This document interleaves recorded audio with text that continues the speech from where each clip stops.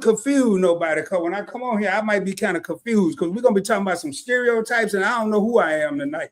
But hey, welcome to Point Blank Experience. Event yours, and I'm just going to bring us up, man. Y'all going to see when I come up here. I don't know who I am, man. I've been going over stereotypes for 2 days. Now I'm all confused. What is going on, T? We got our other co-host here tonight, Pretty Timmy. What's going on, man? What's going on? What's going on? How's it going? How's it going? What up, fam? What's going on, everybody out there in the world? Hey, what's going on, everybody? Glad everybody could come by, man. Let me see who up here. We got Travel Cake Trips in the house. We got Jerry Allen in the house. And I'm going to tell you, Timmy, I got confused, man. I got my trucker cap on tonight, man. And you know, man, I was over there talking about over yonder, he did, but I had to throw some bling on because I don't know who I am tonight, man. You know, so got a little island bracelet on. Oh, man, I was like, boy, I'm going all over the world. But hey, seriously, this is going to be a good topic. And I can tell you, man, stereotypes, you know, they're everywhere. And now with the way technology is and the way people cool and people ain't, it's confusing. The stereotypes are jumbled up, and we're going to talk about that tonight. The stereotypes of yesteryear, I'm not saying yesterday, yesteryear, going way back. I don't know if they apply because I'm going to tell y'all straight up, I already had this trucker hat. I didn't just go by, but there's a stereotype that only certain races or certain cultures wear trucker caps or people that drive trucks. I ain't got no big truck. And last time I checked, I'm black as I was yesterday before I put the trucker cap on. So, you know, we're going to talk about that tonight. And I always say, don't judge a book by its cover. Get to know the individual. What's going on, T? What's going on, Rick? I saw Rick down there. What's going on, Timmy? We doing good. We doing good. Look, I didn't think about doing that, like dressing up stereotypical, because I could have dressed up in my stereotype. What's your stereotype? You got time? I fit mine. I fit my stereotype. I just do real good at code switching. That's all. No, I just code switch. That's the code switch is not really who I am. That's who I need to be to make this money. Well, I guess what you call it, code switching? Code switching, CODE, switching. I've been doing that most of my life because I tell people, I guess I did it wrong. I just tell people I'm an educated thug. I mean, you know, I can sit in the boardroom and I can go in the hood. There you go. Me too. So when I was in the boardroom, I couldn't be in there talking about, hey, you know, what up, gangster? You know, I couldn't speak to the CEO like that. I had to say, hey, how's it going? You know, like I had some sense, which I had some sense, but I really had to act like I, you know, in case I forgot. But then when I left the crib, especially when I lived in California, hey, how's it going? Then working South Central. Oh, no. I was out there, hey, what up? You know, I wasn't saying what up either. I was saying, hey, what it is. I went back to 74. Hey, what it is. They knew I was old school at 28. We didn't even do that. We just went like this. That's it. That's like, what's up? That's all that means. What's up? You ain't got to say nothing. You just keep it moving. Oh, that's what I was supposed to be doing in New York. That's it. I would have bought me a Yankees cap and got some shades, and it didn't work, man. They knew I wasn't from there. So, man, let me see who we got. Who came in here, man? We got my other co-host just asking for a Freddie here. Travel Cake Trip said, hello, T. We are in the house. Lord have mercy. I had to make sure I was really here, man. Hey, what's up, Travel Cake Trips? I'm just best with you. I know y'all on T's side of the building. What up, fam? All right, we got the House of X in the building. Say, hey, fam. Oh, okay. See, I spoke too soon. She said, hello. Boy, she fast. I know the cat. No, y'all. Check out Travel Cake Trips. Check out all these wonderful content creators. If you're a content creator, go ahead and put hashtag content creator in the comments so people will know. Because I ain't got time to drop no links. I got to figure out who I am tonight after we talk about these stereotypes. And then we got Monique. What's going on, Monique? I think this is the first time I've seen you here. So hey, that's Juan's wife. Oh, hey, Hey, our family co-host. Yeah, I know one, but okay. All right, we doing fine. Jerry speaking. Big Rick in the heat. Hey, y'all, Big Rick just had his son on his channel. Boy, that dude, that was something else. Boy, he spoke his mind. Big Rick, that's definitely your child. We got D and Q experience in the house. Man, I like this here. Oh, hey, don't y'all start speaking to me like, hey, Cakes. What's up? Cakes, what's up? Talking to Kathy. That's who he talking. Cakes, man, I like that. I gotta give me a smooth name like that. Like, hey, Brownie, what's up? All right, hey, I like to stream high from where? Hey, real man, whoa. Epinomy. No, that's epinomy. Something like I that. ain't gonna even go with that, man. No. I Hey, like tell me, hey, where is that at, bro? Tell me, Okay. what is it near? Like, is it near London or? I don't know. Well, They can answer that question. All right. So Solid. Yeah, there you go. They want to stream high, so they probably misspelled that word because they probably was high. Oh, okay. Don't you ain't got to come through the screen and try to choke to me. You know what I'm saying? Just roll with it. Just roll. You're absolutely right, Shalou. You're absolutely right. And we got controversial cruising and how. What up, Scott? Say hello, everyone. Hey, we got Morgan Freeman in here, man. What was he? Bruce Almighty or somebody? Hey, right. Good morning from my side. Good morning. It's morning where he is. Hey, where your side at, man? Because I've been trying to go international ever since I started this. Where you at, man? Good morning. Hey, well, good morning from our side. I mean, good evening from our side, wherever we at.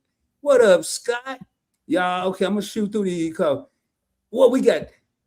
Danny Dizzle in the crib. What up, Danny? Danny D. That's why I said Dizzle. I'm sorry, I had a. You good? Hold Danny up, Dizzle, you good? Hey, dog. You want to? All I got out of that is we calling. So hey man, you got to be good. What up, Bill? Bill, I missed your live today, but seriously, about a minute and a half. Hold up, man. I got people on my TV that are on. All right, yo. So we're gonna get into this, Tanya. Man, why my screen? What the heck? Oh, there it is. My hey. We're gonna talk about age stereotypes too. Oh, you know what? That's on the list too. Somebody probably say, see, we talking about stereotype. That's why it take Rod a long time to get through the comments, because he's a little older. That's a stereotype, y'all. I'm not old. I'm just like fine wine, like Tanya be talking about over there on the video. Timmy older than you. No, he's not. Timmy older than you. I'm only 50. You stop lying. I'm only 50. You only 50? 50 years old. Man, well, in that case, I'm about 46 then. There you go. Exactly. Hey, you a young man too. Hey, yeah, man. So tell you, as far as stereotypes, yep. Do you think that over time they've ruined the society in this country? I'm not talking about the worldwide, but we may get into global because there are some global stereotypes as well. But I mean, when I say ruined, let me narrow that down.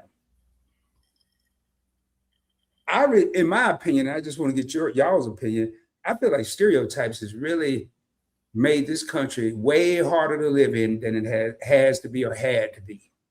You know, this person, whether it was a financial stereotype or a cultural stereotype or a racial stereotype or a gender stereotype, I mean, it just created a big old mess that we're still living in. I don't think it's ever going anywhere. Well, I don't think that it messes up anything. I just think it just comes from, miseducation or a lack of education. If there are people in this world who have not been exposed to the world. Okay, so that's why if you notice, most people who understand diversity, true diversity, and understand that stereotypes are just that, are usually people that are well-traveled, people that get out and meet different types of people, people who have been exposed to different people and cultures. And so, not saying that they don't have biases, because now this live stream is not about biases today, but it's just basically about stereotypes. And I don't care who you are, your whole mindset is based on your experience. Your experience. It doesn't mean your experience is the only experience. It doesn't mean it's 100% true, right? It just means that's your experience. If every single time you go to the store and this man has on a red shirt and some black shorts, every single time you go to the store, and you're not even at the store the whole 24 hours. You're at the store 5 minutes every day after school or after work. And this man got on red shirt and black shorts. You'll see him, and it's guaranteed if you get into a conversation with somebody, that man over there, I swear, I don't know if he got other clothes or not, because every day he wearing the same thing. Okay, well, is he really wearing the same thing, or did you just so happen to catch him at a specific time and that's what he had on? You didn't see it. What's wrong with you? Why your face frowned up? You farting over here? No, I got a little brain freeze. You sure? Yes. Okay, now, damn it. You can go get the answer.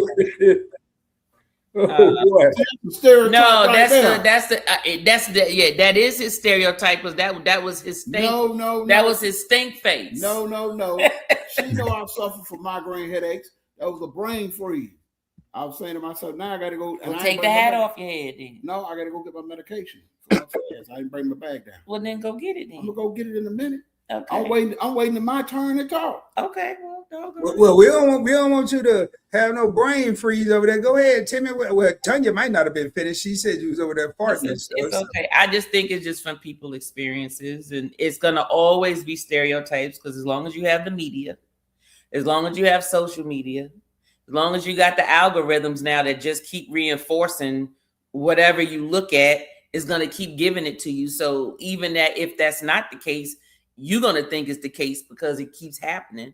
So I don't think it messes it up. I just think that it just creates an opportunity for people to understand that there are other people in this world and other cultures in this world, and the media's view of that culture doesn't necessarily mean that's the culture. Now, I'm not going to say that there's no truth to some of those cultures, the truth to some of the stereotypes, because there's some stereotypes because there might be a high number of it, right? It doesn't mean it's 100%.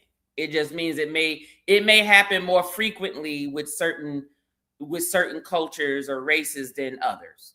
Period. That's just what it is, and I'm sure we'll get into that. But what are your thoughts? Do you think that stereotypes mess up? Well, the world was built on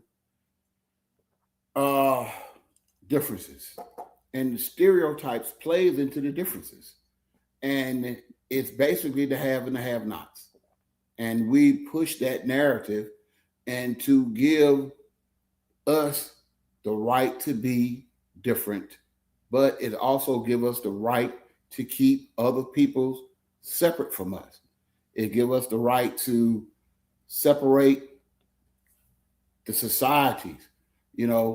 I want to have the best and be flowing in a certain circle, and I don't want Pookie Ray and K Lolo over there because of where they come from or the state that they live in. So I'm gonna automatically say, if you from the South, you can't articulate where I'm from because I'm from California or New York.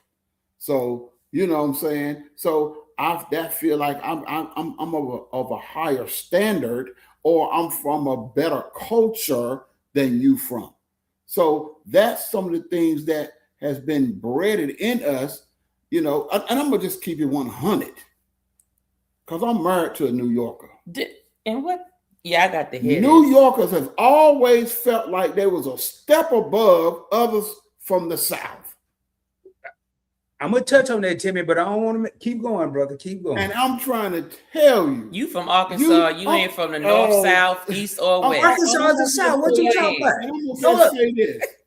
Y'all, we about to have a national emergency up in here. Somebody better call 911. I can't even get to I'm gonna say this, and I don't even want to go off script.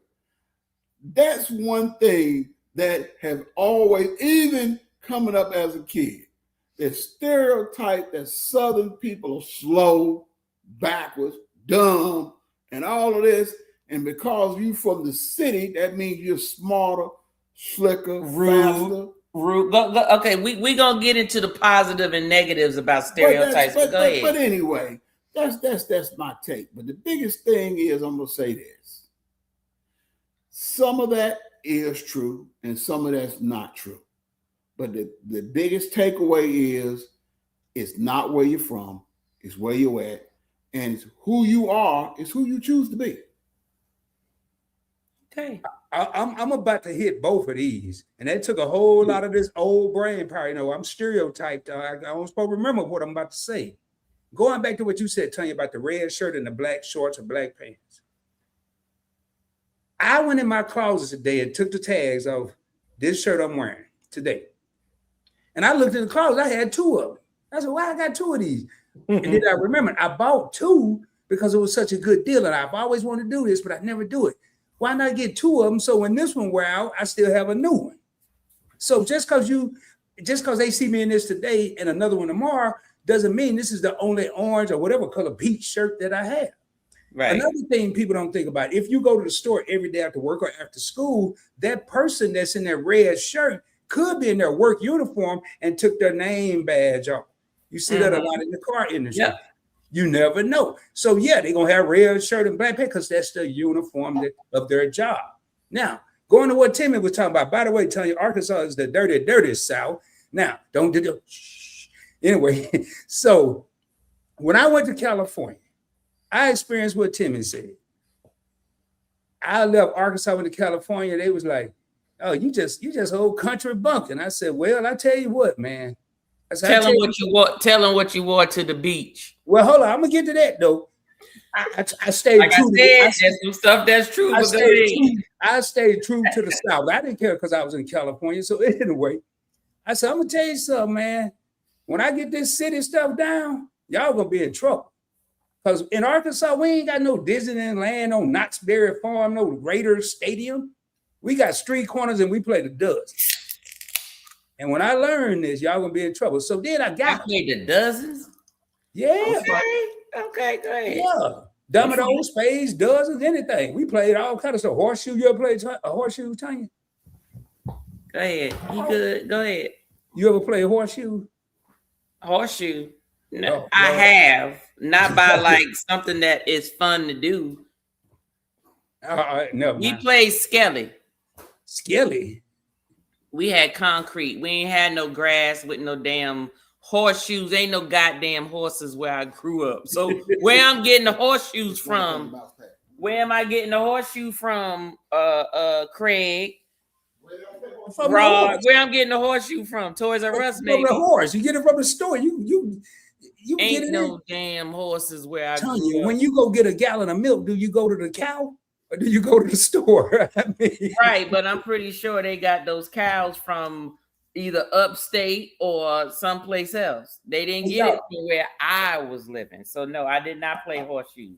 And what we're doing right now, ladies and gentlemen, this is one of the stereotypes called overgeneralization, where they take an entire group, whether it's people from New York, people from the South, and they generalize how everybody is just because they live in New York City, how everybody is. And then the question I used to hate, hey man, you live down in Arkansas. You ever see Bill Clinton? No, man, why? Just gonna look, that's a whole state, dude. No, I ain't seen no Bill Clinton. I ain't seen Hillary either. So, but that's what we get, Tanya. I mean, but we ain't even got to the good ones. That was just one to warm us up right there. Now, one thing I read today, man, now we is every Black woman is angry. That's so untrue, but that's a stereotype. Well, they say the same thing about Black men. Yeah, we're mean, want to fight all the time, don't know how to articulate ourselves. Well, I put it to you this way. The likelihood that you probably have the people of the Black culture, since we're more likely, not saying 100%, but we're more likely to have grown up from a impoverished, neighborhood, did not grow up with a lot of resources, just from generational, there are some that made it. And like I said, I'm not talking about 100%, but the percentage of, which is why do you think we're called the minority? Now, there's more of us than there is most of others. Well, so why are we the minority? I'm just saying. That don't make sense. Preach to it. That don't make sense. We're the minority because I got that part. We don't hold. Let's just say we don't hold no weight to this world. We may have built it, and I'm not just talking about Black. I'm just talking about minorities. Minorities. Okay, it actually, we're part of the world. We built most of the cities that are here based off the backs or the labor or whatever. That's just what hand we were dealt in this world. But we're called the minority because it's really based on how much power do you have? Minor power. You don't have much. There's not too many of us in that top 1%. And the ones that sit up in that 1%, trust me, somebody's paying them they check and it ain't them. That's all I gotta say. I don't recall no minority paying somebody in the 1% they check. Period. But let me get back to the stereotype. I forgot what I was saying. I trailed off into that. Oh, we were talking about the automatically assuming a certain stereotype, because when they talk about being angry, well, the thing is, chances are if you grow up in a impoverished neighborhood or you grew up with less, there's certain things that you go through that other cultures that grow up with other resources may not. Okay. And it could be the same culture. When I say culture, I'm talking about strictly that culture, not race, not none of that. I'm talking about not race, no age, disability, or nothing. I'm just talking about culture, meaning you grew up with resources and this one grew up with lack of. Those two people are going to grow up with different experiences, different emotions. Things are going to trigger them, and they're most likely had to work harder to get where they had to go. They got to run faster than the average person. They have to do more than the average person because maybe, I didn't go to an Ivy League school, right? So you always got to prove yourself, because if you didn't come, if you go to an Ivy League school or a well-known school, people look at that and they automatically assume that you're smart. But let me tell you something. My daughter went to, Georgia Tech. It ain't an Ivy League school, but it's one of the highly rated schools in Georgia as well. She can tell you there's some dumb ones in there. Okay. Like when you get in those rooms and you actually see what those resources have created, they're no different than us. It's just a matter of how did they use the resource. That's really what it all boils down to. So angry, I won't say angry. Emotional, probably yes. Because like I said, I code switch. Okay. I'm from the hood. I'm from the ghetto. I grew up poor. Yes. Did I have a stint in my life where we had stuff? But that was like up under drug dealer territory. That's not the same as oh, mama and daddy are doctors and lawyers, and that's a whole different lifestyle. You still in the hood, you still ghetto, even if you living in a better place to live. It's still the culture of lack of resources. You're still in that neighborhood. And the thing is, when you grow up like that, you're having to learn how to adapt to what you're trying to be. So therefore, you got a code switch. You know, I might be sitting in a meeting and somebody may say something and I may want to say, is you stupid or something? Or, you know, you don't know what the hell you talking about. I can't say that. I have to code switch. I have to say, well, you know, maybe there's an alternative. You know, what are your thoughts about this? That ain't what I really want to say. What I really want to say is, now this is your 5th time bringing us in this meeting and you don't know what the hell you're saying. I can't say that, right? I can't go up to my coworker and say, why you can't get your stuff right.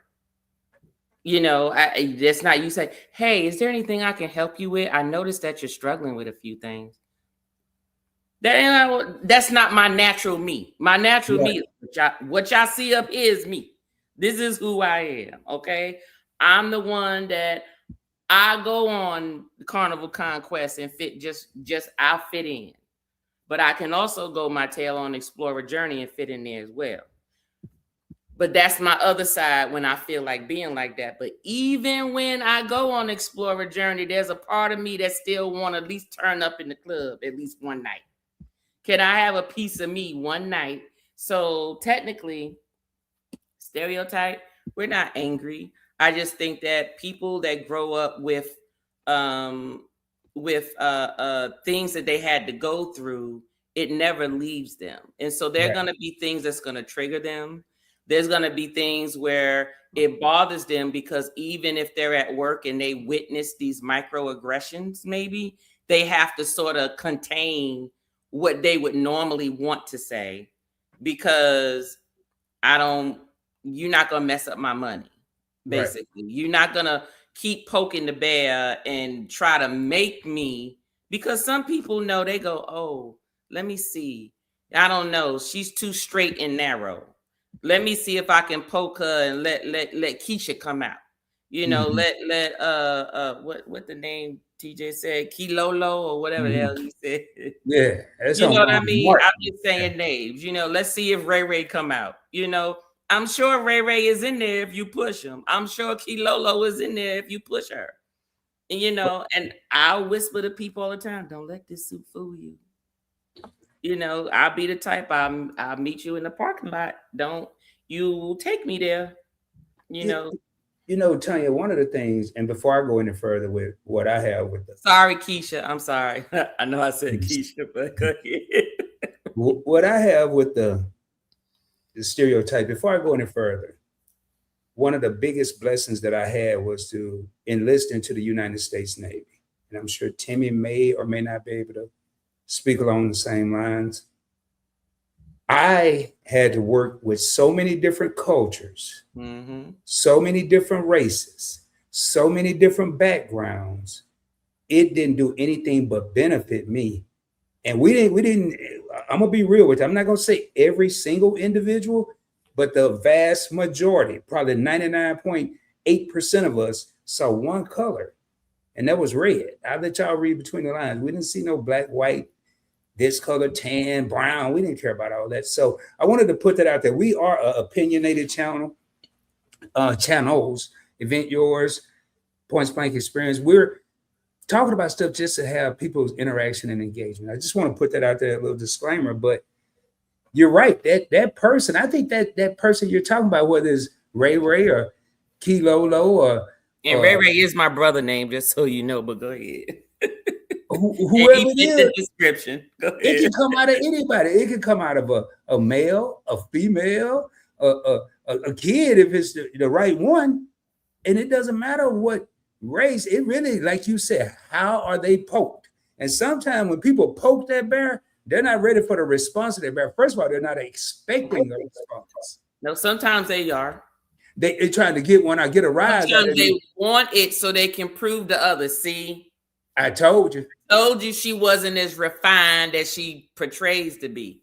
But I let people know I'm refined means you was something else at one time.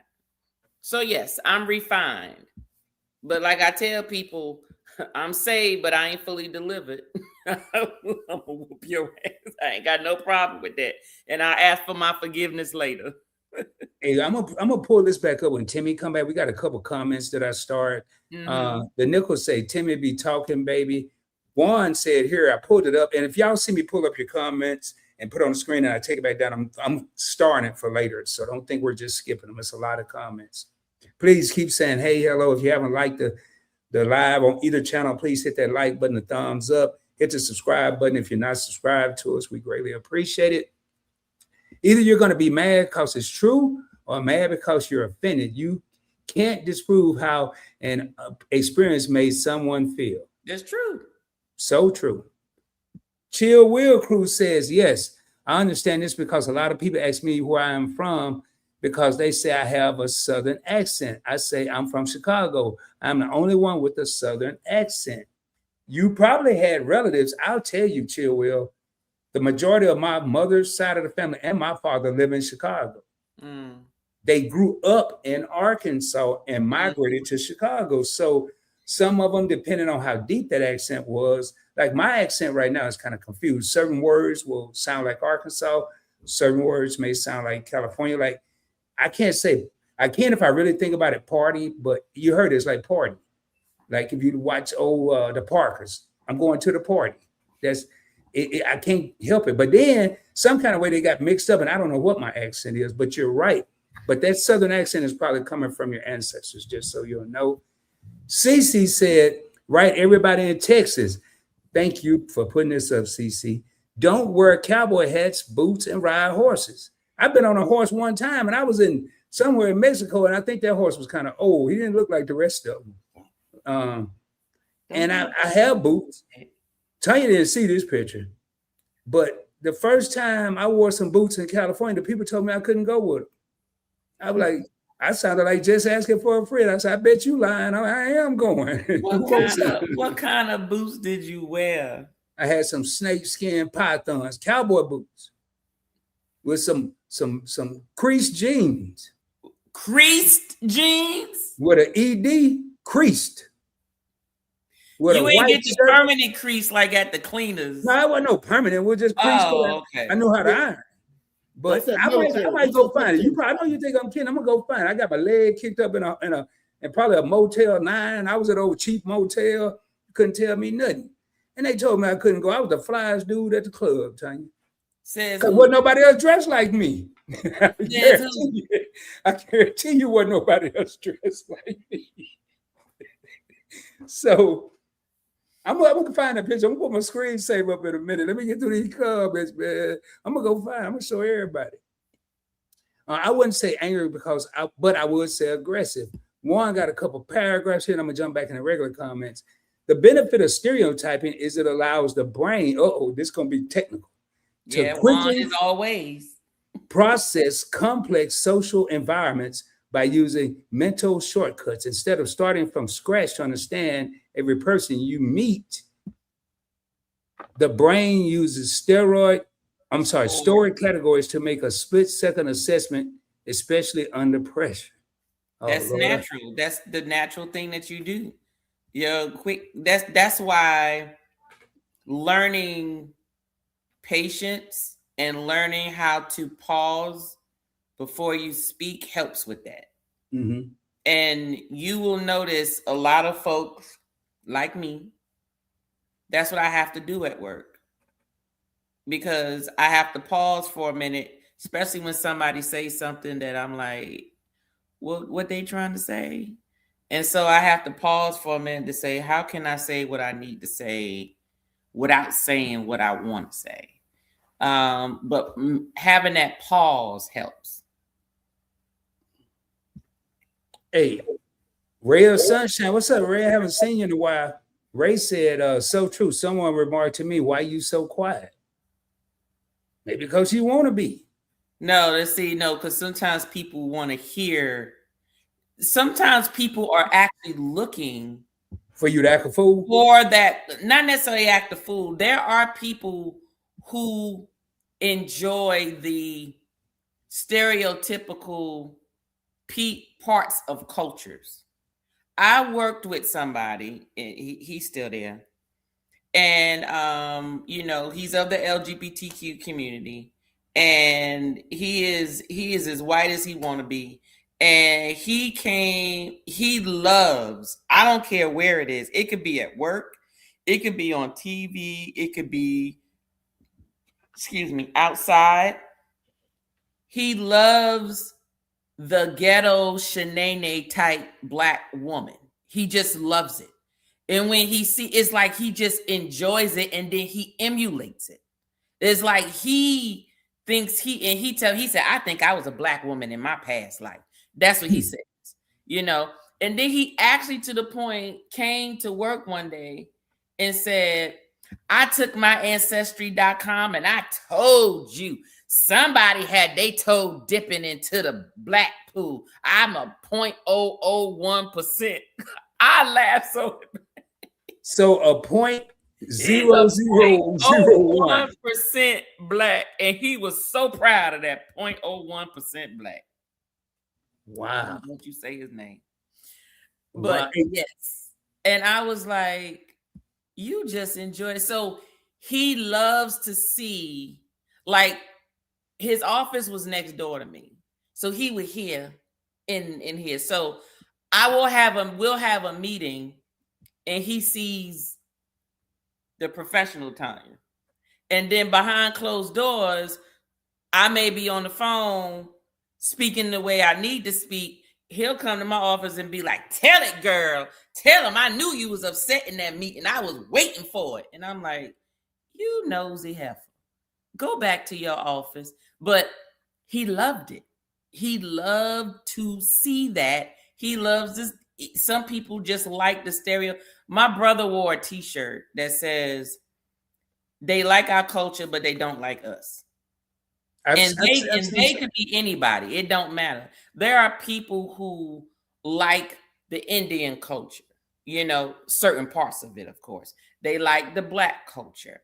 They like the Asian culture. They like any culture that has some form of, I don't know what you call it, like some fun stuff, either some fashion, some way of life, something that actually has a story to it. Mm-hmm. People gravitate to the experience. You get people traveling and they go to certain areas and they want to experience all of that. But if you was to get with them back in their hometown, they wouldn't pay you no mind. So, I wouldn't say in terms of aggressive, Murph, I would say is only aggressive if we exert or become assertive. I call it assertive, but it's called aggressive when we're assertive. When certain cultures are assertive, I put it that way. I'm gonna take it back, Tanya. And this one, as I was doing my research, I ran across one. I don't think maybe it is. I don't know, but I hope not, because I'm wearing some now. But remember back in the day, if you wore glasses, you were smart and a nerd, 4 eyes and all that mess. Timmy got some glasses on too. I guess we smart, Timmy. I don't know.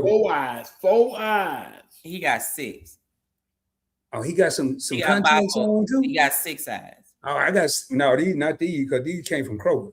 But those reading glasses you got on. Yeah. And they ain't working either. But another one I came across was, and y'all, these are just stereotypes, and I don't have them in a particular order. I'm just kind of jumping around. But teenagers are lazy, rebellious, and disrespectful.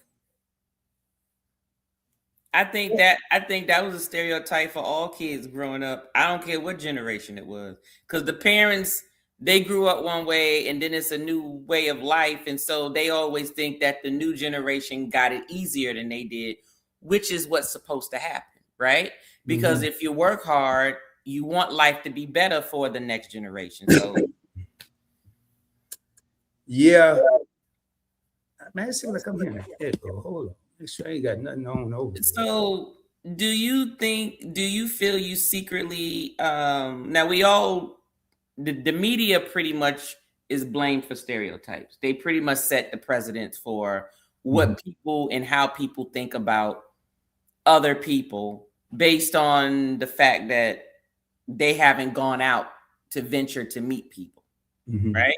So they rely on media, like whatever medium they have here shows them this is the majority of how people are depending on their race, their culture, their age, and their ability. Are there any stereotypes that you feel you secretly fit, and what is it? Man, that's good. Just for y'all in the comments too. What stereotype? It may be a stereotype, and you may not like it. You may like it. You know, whether it's a positive or a bad stereotype. Do you think you fit a stereotype?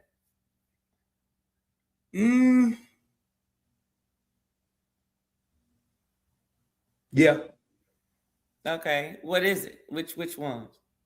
I think I fit not so much as now, but a few years ago, that the way I dress, when I dress up, oh, he a pimp. He used to be a pimp. Look at him. I ain't never been no pimp. But because I may have a nice suit or some nice shoes, a nice tie, jewelry, pinky ring back in the day, whatever. And I felt like, you a pimp? No. Well, that's what I said. It's not a stereotype. I said, was there a stereotype that you fit? Oh, did I fit? Oh, let's see. Right, which means it was true. Nope.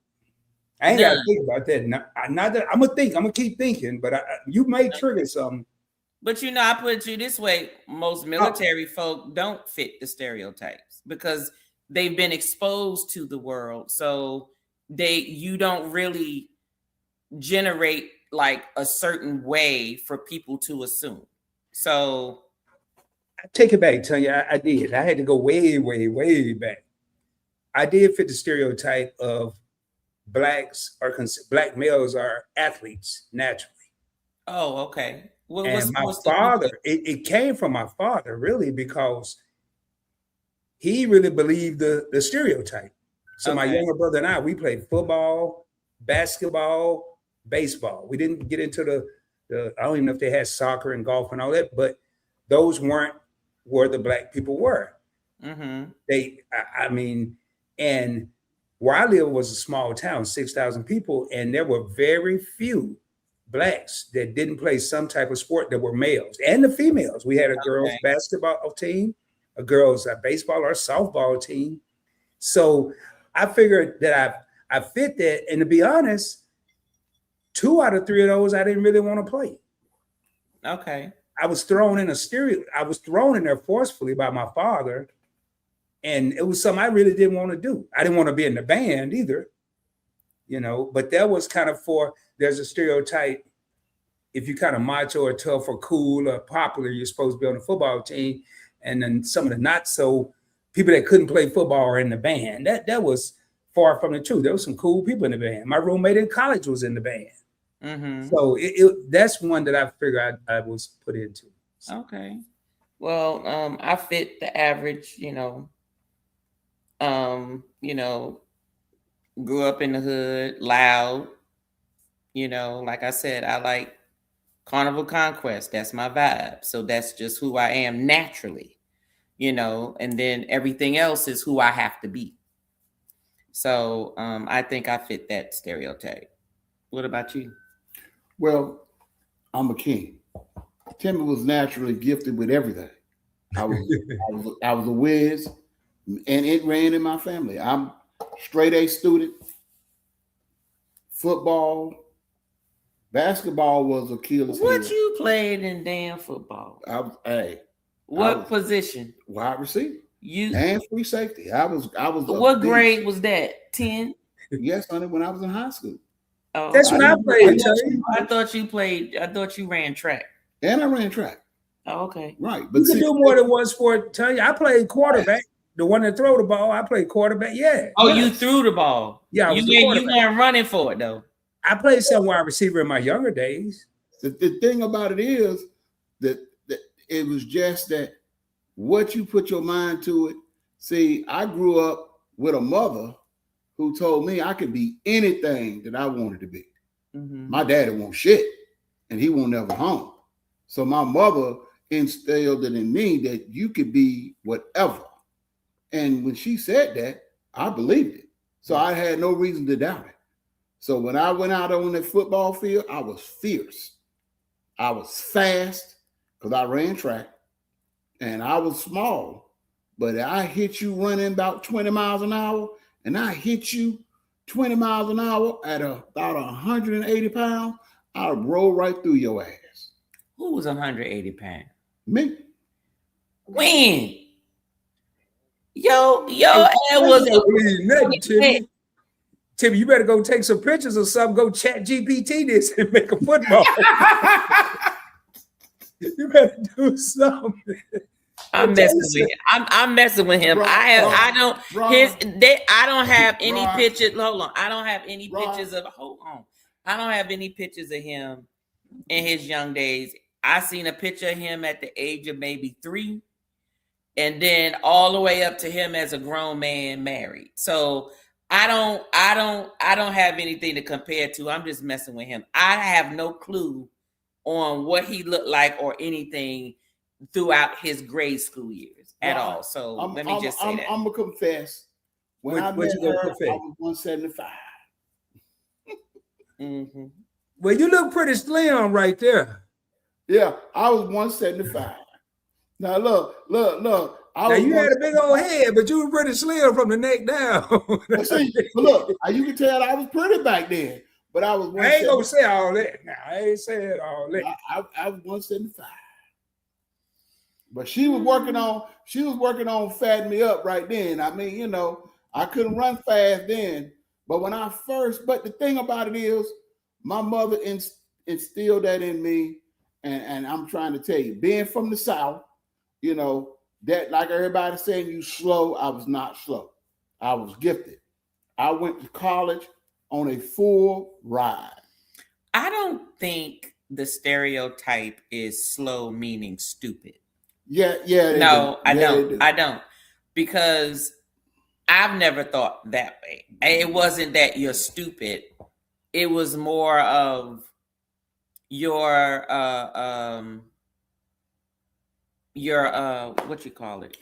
When you're more susceptible to be taken advantage of because you're too trustworthy. Right. They're in the hospitality. They trust people. Everybody, they're very nice. They're open to receive. In other words, they're going to trust you until you show them they shouldn't trust you. Whereas up north, you grew up trying to survive, right? So the whole thing is, I don't trust you. I need to learn to trust you. You got to show me that I can trust you. He grows up, everybody a friend. Well, everybody gets a level 10, and then he'll just keep taking the stars down every time you piss him off. What people don't realize is when we from the South, we already, like you plant crop. If you know where the crop, you always knew where the bad seed was and the bad crop, and you cultivated it out. Mm-hmm. So I'm already plant that crop. So I can tell when the bad seed is, not cut your ass off. So like I'm saying, until you showed me that, I gave you room to grow. But once I saw, you cut off. But the thing about it is, when you ran across people from up north, they automatically put you in that box, old dumbass country bumpkin. I'm gonna just rule all over him. And I let him thought that. I let him thought that. Then when we sat in the classroom, and I let them thought that. When we got in the classroom, you know who was the dumbest people in the class? Them jokers from the cities. They was always, hey man, can you tell me what the answer was to number 10? Hey man, did you get the answer to number 12? But that's what that's what I'm saying. Did you get the answer to that test? I was the total opposite of what you just said. That trusting from the South, dude. When I got to California, I ain't trust nobody. My head was on a swivel. Everything was moving too fast. They had trolleys and on top of the ground subways, and helicopters flying around, big old plane. Man, I ain't trust nothing. Nobody. So all that hello hey that we did down south, wasn't no head up, wasn't no peace sign, wasn't none of that. I was just walking by people. I mean, but like Timmy was saying, I used that Southern knowledge that all I had to do was study. It wasn't nothing else to really do unless hang in the streets. So while they had all this riding roller coasters at Magic Mountain and all that stuff, I was in the books. I had that set of encyclopedias where they went to the library. I had them at my disposal 24/7.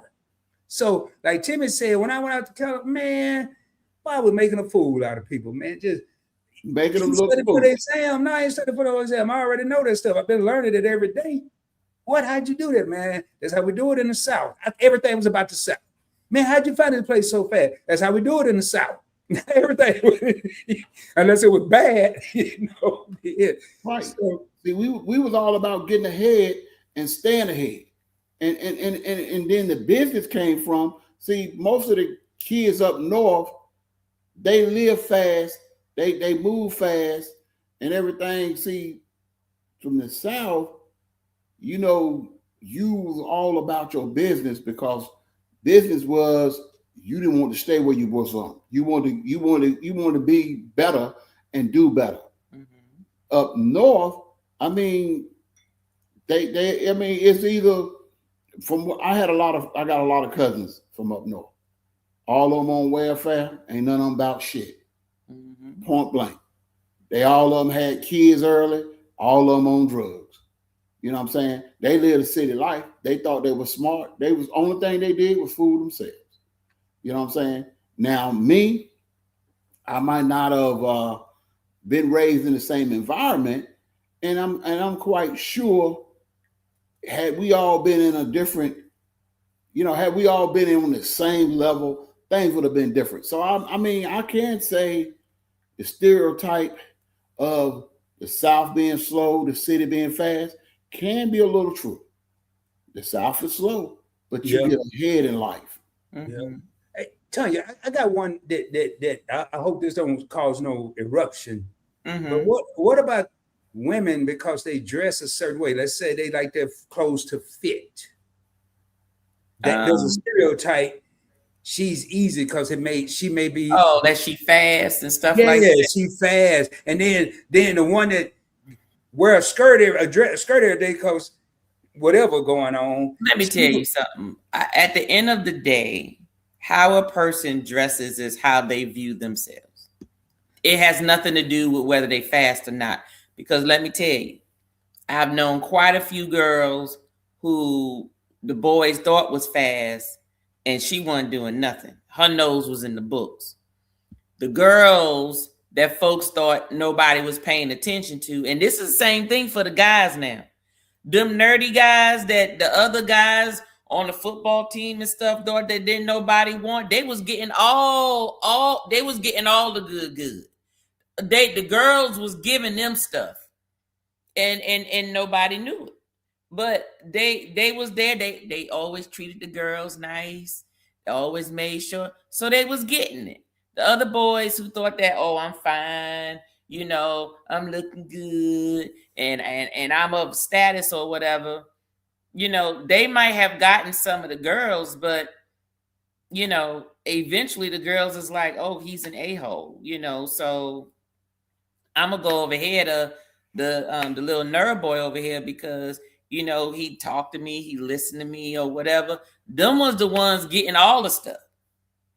So when it comes to the girls, you had the girls that looked like they was like all in church and stuff, and they was out there just a Jezebelling it up, but nobody knew because they carried themselves in a way where nobody knew that they was getting their back thrown out after work, after school, or cutting class and still passing their grades, but cutting class and everything because no one's suspecting them. Hey, what'd you call it? Code shifting?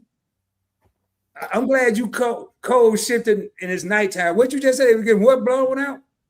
Get the back blown out. I know what you meant. I know. Exactly. Right. Exactly.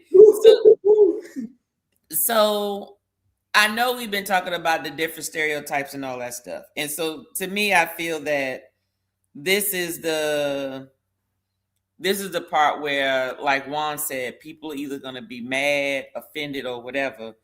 But do you think that some stereotypes are low-key accurate? Yep. Okay. Give me some. It's gonna. Hey, let me pull one comment here as the national disclaimer. Y'all, this is the national disclaimer right here. Now, do understand these stereotypes is based on people's experience. Disclaimer is this is not 100%. So the question was, do you think that there are some stereotypes that are low-key accurate? I'm gonna say this because I live there, and I don't understand it for the life. If you go to the hood, you're gonna have a couple nice houses, but people aren't taking care of this stuff. There's trash everywhere with trash cans close by. Okay. And it's all, I don't get it. It's almost like people say we live like this, so we're gonna live like this. Instead of just taking care of this person throwing their stuff away. Now, have I ever taught some of that? Yeah, I have. I ain't gonna lie, but do I do it enough where my whole community is jacked up? Or I got a car that ain't ran in 30 years and ain't gonna never run, but I want it parked in the driveway. No. So I feel like that's one of the stereotypes. I lived in South Central Los Angeles. There's some streets in South Central LA, the hood as they call it, that were cleaner than anything. And I put them up against any city in America. But then you go to some other blocks, I guess I don't know what it was, but it's like they had to live up to the hype. So yeah, I think that's just one. Okay. What you got? Well, that old term dumb blondes, some blondes are dumb. And that's what you mean thing. Like what they said, real blondes, not bleach colored blondes. Real blondes. When they said dumb blondes, and then we can move that on to some other people. When they say you acting like a dumb blonde, some people are just that. Now, you can say the bleach blonde. Now we can get some individuals that we can get some individuals that hold on one second. We got Cheerios upstairs? Yes, probably. You ate Cheerios when you went upstairs? No. But you didn't tell me we had Cheerios upstairs. Yeah, those the honey nut ones. Oh, hold up, man. I leave and y'all done turn the stereotypes into what kind of Cheerio we got? I'm sorry. I'm sorry, y'all. Hold on a minute. Because I'm smelling his breath and he lying to me.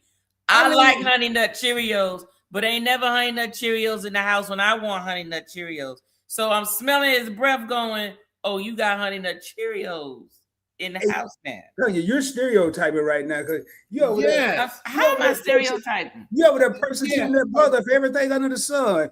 Hey, why you frown up? You over there, you're farting? Go ahead. Why you ain't having no Cheerios? You stole all the Cheerios? 1 minute I'm farting because I got a headache. Okay, but no. But this one true. You said we got Honey Nut Cheerios and your breath smell like Honey Nut Cheerios. No, I ain't been, I'm drinking peanut butter whiskey. That's Honey Nut Cheerios. No, I ain't no Honey Nut Cheerios, but of course we got some in the house. I keep everything in the house. It's okay. Y'all was a witness. Hey, Tanya, I'm going to put myself up here for a good laugh real quick. I'm going to show you this picture that I claimed I had. Lord have mercy. Go, you know what? Hold on a second. Let me get this ready. Hold on. What it did? What you got? Nothing. Go ahead. I ain't know I changed my mind now. There you go. Go ahead. Hold on, let me get this off the screen. Let me put me up here by myself. You see them boots, tell you? You see them snake skin, the pythons, boy, I wasn't kidding. Look at that.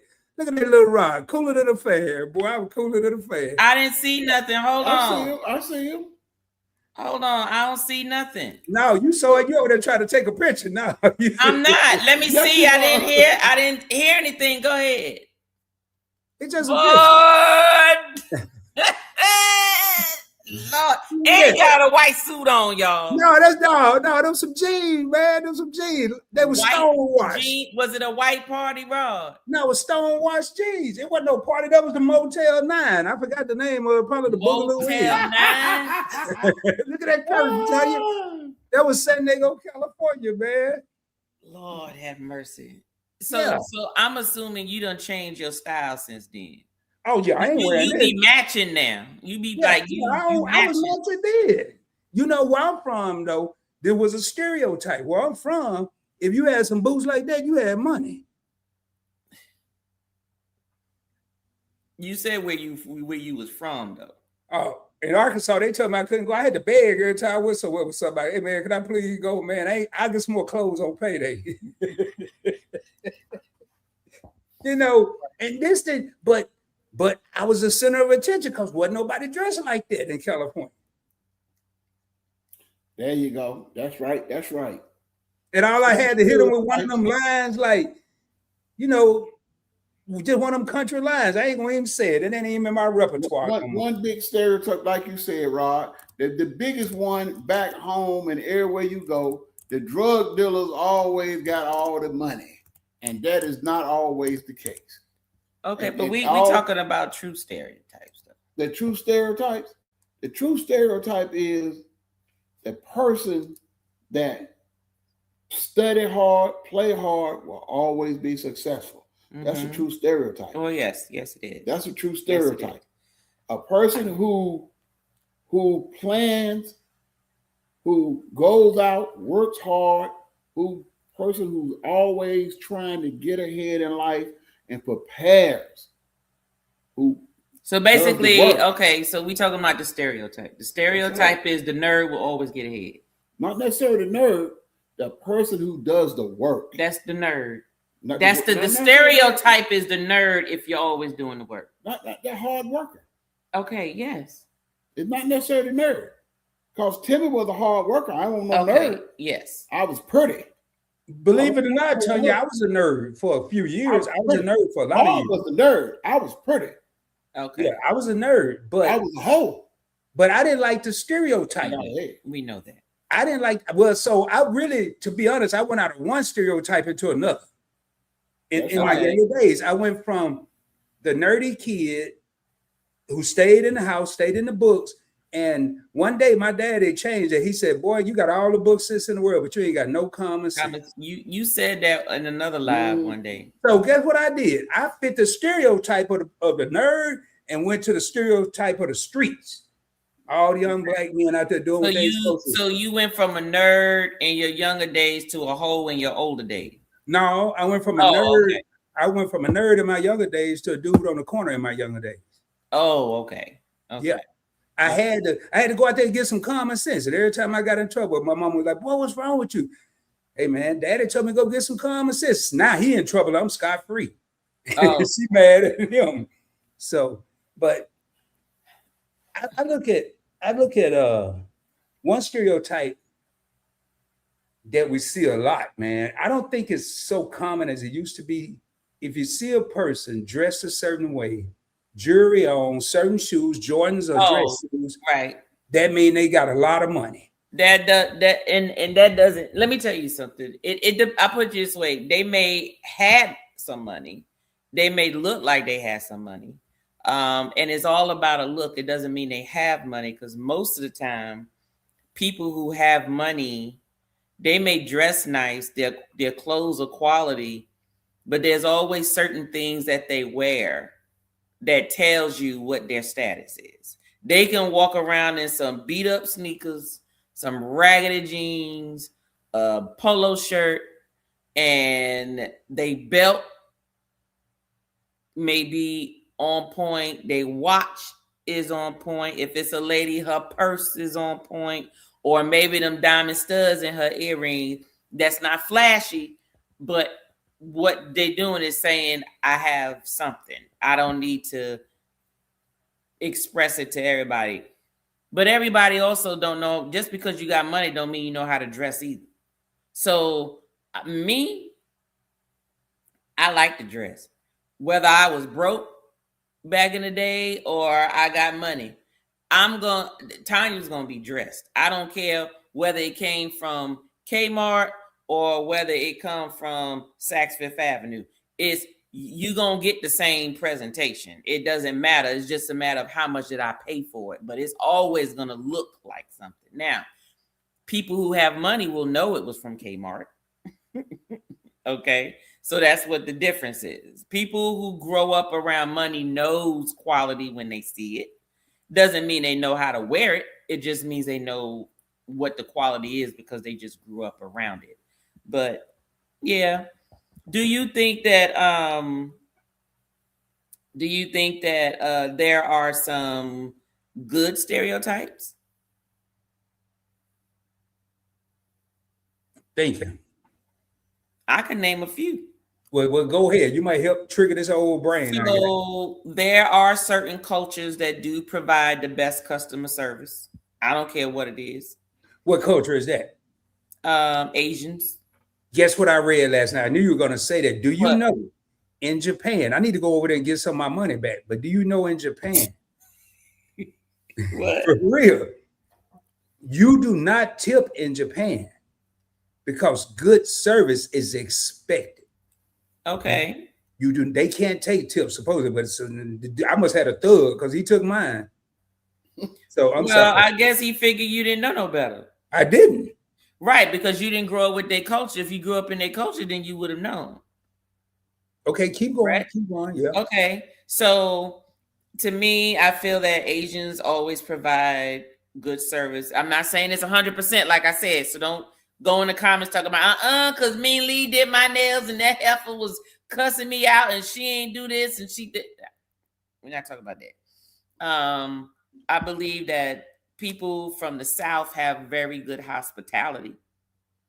You know, more so than the North to me. Yes. But I just think it's just because of your upbringing and what your culture was and your environment and certain things or whatever. Yes. Let me cut in a little bit. People from the South are slow to cuss you out when you cut them off in traffic. People from the North gonna want to stop, want to fight, want to pull you out your car and all of that. And now go ahead. We talking about positives and you still talking about negatives though. That was a positive answer. No. Nobody asked you for the negative though. Because that's it. See, that's why he can't come on the show no more.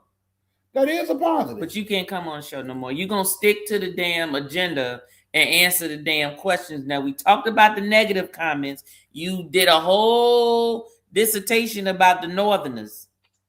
And you're married to one, but I just want you to remember that shit. When this camera go off, keep that same energy, player. What are you talking about? Keep the same energy. It's okay. It's okay. Hey, I advise everybody to do what I'm doing. Get you some popcorn. This is gonna be good with Tanya Timber over here. Keep that same energy. Juan, when you come here this week, your boy might be out of. You might have to cancel veteran active duty veterans bar. You cancel it because he ain't gonna be alive. I think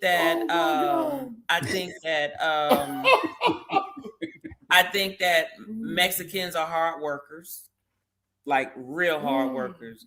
They gonna get it no matter what, and they gonna get it legally. I didn't say 100%. Don't tell me what you know about Jose down in Colombia. I don't know Jose from Colombia. I just know the folks that I know. They are gonna get it. They gonna get it honestly, and they gonna work. And let me tell you something. They do their thing. I don't care what nobody say. Can't nobody tell me nothing negative about the Mexicans. Hey, well, check it out. I know that I have come across. I read last night. No, today. Well, today or last night, I looked for examples of stereotypes, and one of them, matter of fact, it was the first one. It made me so mad. I didn't even use the content. The first one that says it was an example. It wasn't saying it was true. Mexicans are lazy. I'm like, who did this study? Yeah, I don't know who did that study. I got so mad. I just went hit the back button and went to the next whole thing. I didn't even want to look at their stuff because that let me know what I was about to read was going to be ignorant. Yeah, and I put it this way: maybe that's who that person, in their experience. I don't know. I've never come across not one that I've ever seen lazy. I've seen they will do whatever they need to do to live their life the way they need to. They take care of their family. They very family driven. I'm sorry, that's just a positive stereotype. And I'm not saying that is all of them. I'm just saying that's just what I see. And let me tell you something. Yes, this is another stereotype. It doesn't mean that they all know how to do it. But if somebody tells me and give me a landscaper and you tell me, do you want Jose and Son or do you want Johnson and Son? I'm going with Jose and Son every day because I know they're going to get it right. That's, like I said, that's just the stereotype. A good stereotype that I've seen, they're going to get that right. I don't care what nobody say. They're going to get it right. Just like the Koreans going to get these nails right. Okay. What other good stereotype? Well, on the good stereotype note, I'm trying to figure out how the people that I see pull up to the gas station I get coffee at have a truck with a landscaping cart behind it or trailer, and everybody that go up to pay for their stuff pull out $100 bill. I just want to be in that club. They go in there and get $1.39 soda and pull out $100 bill. There you go. I was like, man. There you go. So while people over here stereotyping something, I'm finding stuff impressive. Well, that's my thing. Then what's the other one? Caucasians got good credit. They said they born with an 850 credit score or whatever. I personally just think that the majority of them just understand, like, I don't know if it's a certain part of the brain or if you just look at the history of the world. There are certain cultures that capitalize. There's certain cultures that cultivate. There's certain cultures that evolve. There's certain cultures that grow. Like, each culture seem to have played their role because of what it is that they do well, period. And a lot of the culture is based on your upbringing. At the end of the day, it's your upbringing, right? So if you're raised to be family oriented and to serve and to be polite and to work hard, then your culture is going to be that way most of the time, right? If your culture is get a good education, make this money, open your own business, keep your mind on your money, then that's what that culture is. Then you get a culture that may say, hey, go out there, play this sport, do what you need to do, get through college or whatever, and make sure that you live a life of athleticism. Then that is what your culture is going to be. You have people grow up to serve, whether they doing your feet, giving you a massage, making sure your home is clean, making sure, your child is taken care of, act of service, then that is what that culture is. It is what it is. And that's where some of the stereotypes come in. And these are just some of the positive stereotypes that I'm naming. Doesn't mean that it fits everybody. It's just what you see, what you hear. And if you get some people in the room, if you get 20 people in the room, I guarantee you about 50, 60% of the stereotype is going to be true. Well, it depends on what you're looking for. It depends on what you're looking for. Well, that's what I said. Yeah, of course. Hey, well, I want to pull this up real quick, Tanya and Timmy. Ron, I guess it's Ron Snowen, said that we didn't know the definition of stereotype, and he wanted to give it to us. And we had it here. Really, I didn't know we needed a formal definition, but just to show you that we're equal viewer people, stereotypes are oversimplified, generalized, and often, key word being often, Ron, let's make sure you put that in your definition here. Inaccurate beliefs about groups of people based on gender, race, age, or culture. That's exactly what we've been talking about. Right, exactly. Maybe you came in after we said that. I don't know, but I just there was a disclaimer, Ron, in the beginning. We already said we're just having a conversation about stereotypes. different things, positive, negatives, Pros. funny things. Right. Do you think you fit right. into the stereotype? Right. Yeah. And nobody have a PhD. We're Yeah. not professionals. You know, we just giving our opinion of observations from childhood to now. Right. He said you were an American stereotype, and that's true. This is a true statement because I was.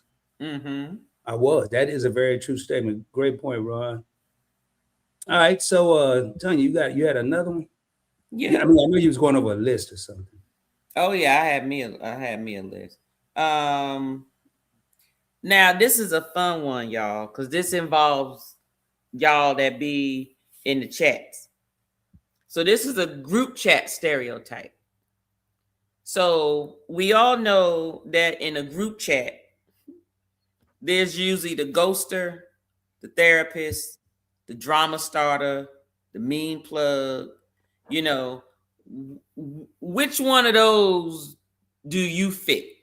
Which In the group text? in the group chat, which one? Now I'm the shit starter. I'm the ghoster. I'm the shit starter. What's the definition? The shit starter in there. I'm the drama starter. I'm gonna take whatever you say and turn it into something usually probably inappropriate. I'm glad you said that, and that way you always put it on me. It's always the Aquarius. It's always the Aquarius. I'm talking about in the chat. I ain't even talking in the about chat. No, in the chat I do it because I like to make people laugh. I don't do it at all. Timmy is a peacemaker. Ooh, no, use a damn lie. I am a peacemaker. I'm a lover. He Aquarius, is a straight up instigator. No. We like to see people happy. He is a straight up instigator. I'm gonna do what Fanny said. Straight up instigator, my husband. I'm gonna do what Fanny said. I'm gonna stay out of married people business. Y'all go ahead. Don't mind me. I only use the word trash lightly. You know what? Whatever. You instigate. I put you this way. No, it's okay. I was gonna bring up the story about D-Train, but I ain't gonna do that because all you're gonna do is extend the story, and we ain't got time for that. No, bring up the D-Train story. I ain't. No. Let me tell you something. Let me tell you something. It's okay. I don't need to say nothing because any of you, if you're ever around Timmy, I just want you to observe him. Trust me, if there's some shit going down and you egging to do something, he gonna be like, go ahead, dude. You can do that. He gonna gas your ass up. That don't mean he gonna be there with you. It just mean that if you believe it, he believe it. But he gonna laugh if you go out there and try to do it and it don't come out. But he already knows something about to happen. Okay. Hey, Tanya, Timmy, real quick. Hey, Tanya, I got a new channel I'm gonna start. I want you and Timmy to be the first guest. It's gonna be called Love and YouTube. I'm telling you. You said love. Okay. I gotta have y'all as the first guest. I ain't got to do no work, man. Y'all. So since we talking about stereotypes, yes, I'm gonna tell the D-Train story for everybody. I'm gonna need you to do the note. The short, condensed, 5 bullet points. I'm TJ, gonna do the short version of it. D-Train. Go ahead. So D-Train was from Mississippi. Okay. He was from Mississippi. He came to Atlanta. Now he came to Atlanta and he met this young lady and everything. Now when he came to Atlanta, he worked with me and my brother.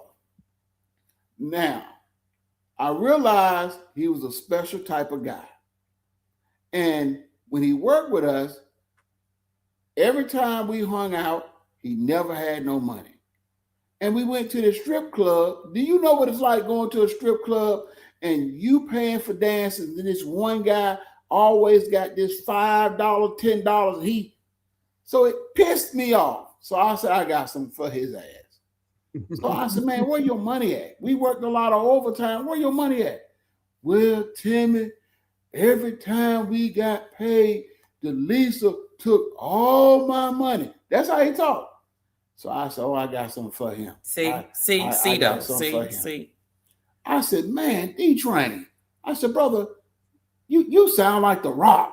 You know The Rock from the movie, the Rock from wrestling. Listen, this is what you need to do. You need to tell Delisa, I am the man. I'm the man. He got knocked out. You don't take my money. I give you what you, And what happened? what I want you And to what have. happened when he came back to work the next day? So I told him that. And he came Now, back, fast forward now. So he came back the next day and he had his collar flipped up around his jacket and he had glasses on. So I was like, damn, what happened to him? So when we was in the bathroom and he took the glasses off, he had a black eye and scratches all around his neck. Now, his girlfriend was taller than he was because he was short. And I said, damn, what happened? That damn Timmy made me go there and Jaleesa kicked my tail. Fast forward, that's what happened. Fast forward. That's the story. He was about 5'2" and she was about 6'2", and it was like a Rottweiler running up on her on the Chihuahua. I got a couple comments that I want us to address. Okay. One right here. Friend Zone Millionaire says people, regardless of race, are good at what they work at. That is true. But now I want to pull this next one up because this is one of the truest comments I've seen tonight. But don't forget, what you work at is what you've been doing most of your life. And if you're in an environment where you have to do certain things, you're naturally going to be good at it. But that is 100% true. You know, stereotypes, he said stereotypes borders on racism. It does. But I'm going to tell you another one that a lot of people they so focused on racism, they may not look or think about this. I'll tell you one that I heard, thought I saw, but it never happened for me. It never worked for me. And it was sexism. Mm-hmm. When a woman came to the dealership, that was supposed to be easy prey. Mm-hmm. She didn't know about a vehicle. She didn't know how to negotiate. Every female woman I sold a car wore me out. 6-hour deals. I started dodging them. I couldn't mess with them. But here I am going for this stereotype, which wasn't necessarily racism. It could be a black woman, an Asian woman, a Hispanic woman, a white woman. A woman was a woman. And I had every culture and race wear me out when I was selling before I moved up to sales director. It actually helped me. So I like that, but it does border racism, but it borders a lot of isms. Yeah. Mm-hmm. That's true. And ageisms, same thing. But go ahead. What is ageism? Ageism is assuming that older people either can or can't do something. What are some of the things that they can and can't do? Obviously work these cell phones, because boy, they sure be on them where I live. They don't supposed to know how. Look, just like Friend Zone said, you good at what you work at. So what happens is when you get older, you tend to have less patience and be like, I ain't got time for this. Ain't nobody trying to learn this. Figure this out for me and just give it to me because I just need to do what I need to do.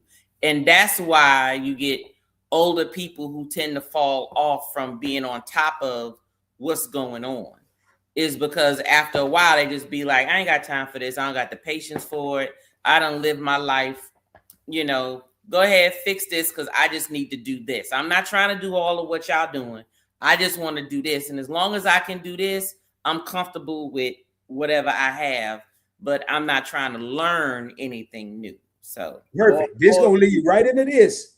It's easier to become a physicist than it is to be, whatever it is. You know, I'm this the thug side of me. Than it is to be a Division I athlete. Black folks hustle backwards as fuck. Mm-hmm. Now, is that a true stereotype or not? Well, I put it to you this way: it all depends. It's a matter of what type of effort a person wants to apply. At the end of the day, I put it to you this way. I grew up doing domestic work because I had to help raise my brothers and sisters and all that type of stuff. And I would always say, I am not doing this shit when I get older. I'm not doing it. I'm not doing it. I'm getting a dishwasher. I'm not doing it. I'm not doing it unless I have to do it. And get a housekeeper. Or whatever. Exactly. So my thing was, I'm going to go out here and I'm going to get my education, and I'm going to get me, make sure that I evolve in my talent that I have, and I'm going to make me some money, because I'm going to use that money to pay for stuff that I don't like to do. Now, some people would say, well, it's easier to be a stay-at-home woman. All you got to do is wash the dishes and mop the floor, and you can lay down at night and stuff, lay down during the day or whatever. You ain't got to go out there and worry in that corporate office. It's a lot of stress. You got to get up. You got to go deal with people or whatever. It's easier to do that than to do that. Yeah, but it's all a matter of what that person feels is easy or not. If that person has the athletic ability and they don't need the brains, then of course they're gonna think the athletic, road is easier for them, because they don't have to worry about getting good grades. They don't have to think. They don't have to do all of that stuff. All they got to do is just be strong and go play ball, because that's what they enjoy doing.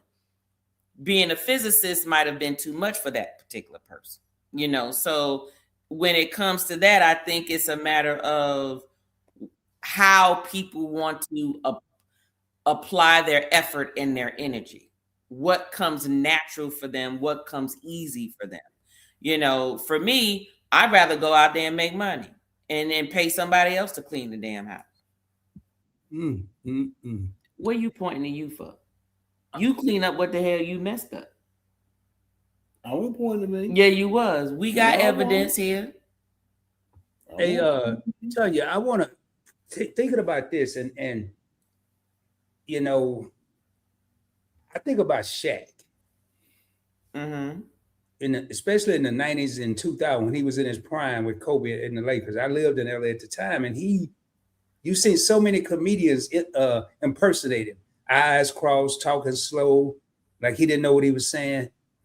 This man has over 370 businesses, 24-hour fitnesses. That big chicken that's on these cruise lines, that's his for real. Mm-hmm. It's Shake Shack or some kind of burger joint. I saw it was like 102 years old. No, it ain't Shack Chicken. It's like a regular franchise. Okay. It's a burger joint. And so now I will say, and I don't know if this is what Friend Zone is saying, but one thing that makes me irritated is AF is when some of the black hustlers are more worried about impressing their friends and the homies than they are impressing their families. Mm-hmm. Their immediate family. I ain't talking about the uncles and the aunties and the cousins and all that. I'm talking about your wife, your girlfriend, your children, your son, your daughter. Now that's kind of hustling backwards. I don't know if we on the same page, but that irritates the crap out of me. But I agree with Tanya.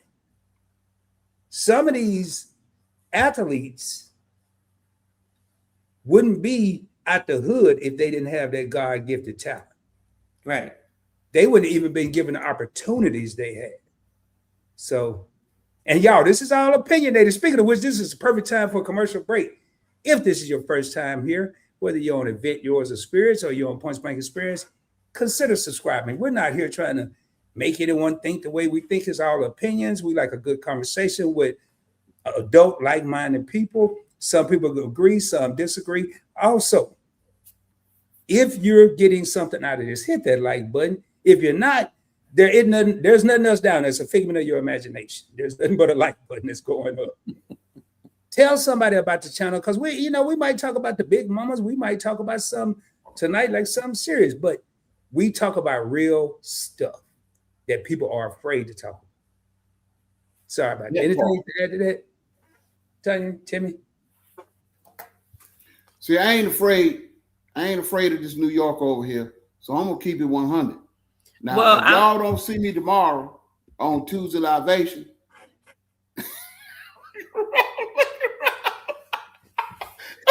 Y'all, he's afraid of it. But if y'all don't see him tomorrow, that's okay. Woo. Hey, Hey, Timmy, I ain't got time to be in court, man. Talk about I'm a witness. Oh I'm gonna fit that stereotype, man. Brothers like me don't like to go to court, dog. Oh my God. So I need you to go in the chat to see how people answered. What stereotype chat person are they? Yeah. Are they the shit starter? Are they the ghoster? Are they the therapist? What's the ghoster, Tanya? Is that the person that Ghoster is like the person that be in the bushes. I'm the super ghoster because I'm so far in the bushes. I hope you don't do it no more because I'm tired of my phone. The therapist is the person that's always trying to explain stuff to people, in the chat and try is to. Is there a category for dumbass initiator? Whoever started this group text? Is it a category for that? No. I hate, and they always come to me like 7:30 in the morning. It's one person.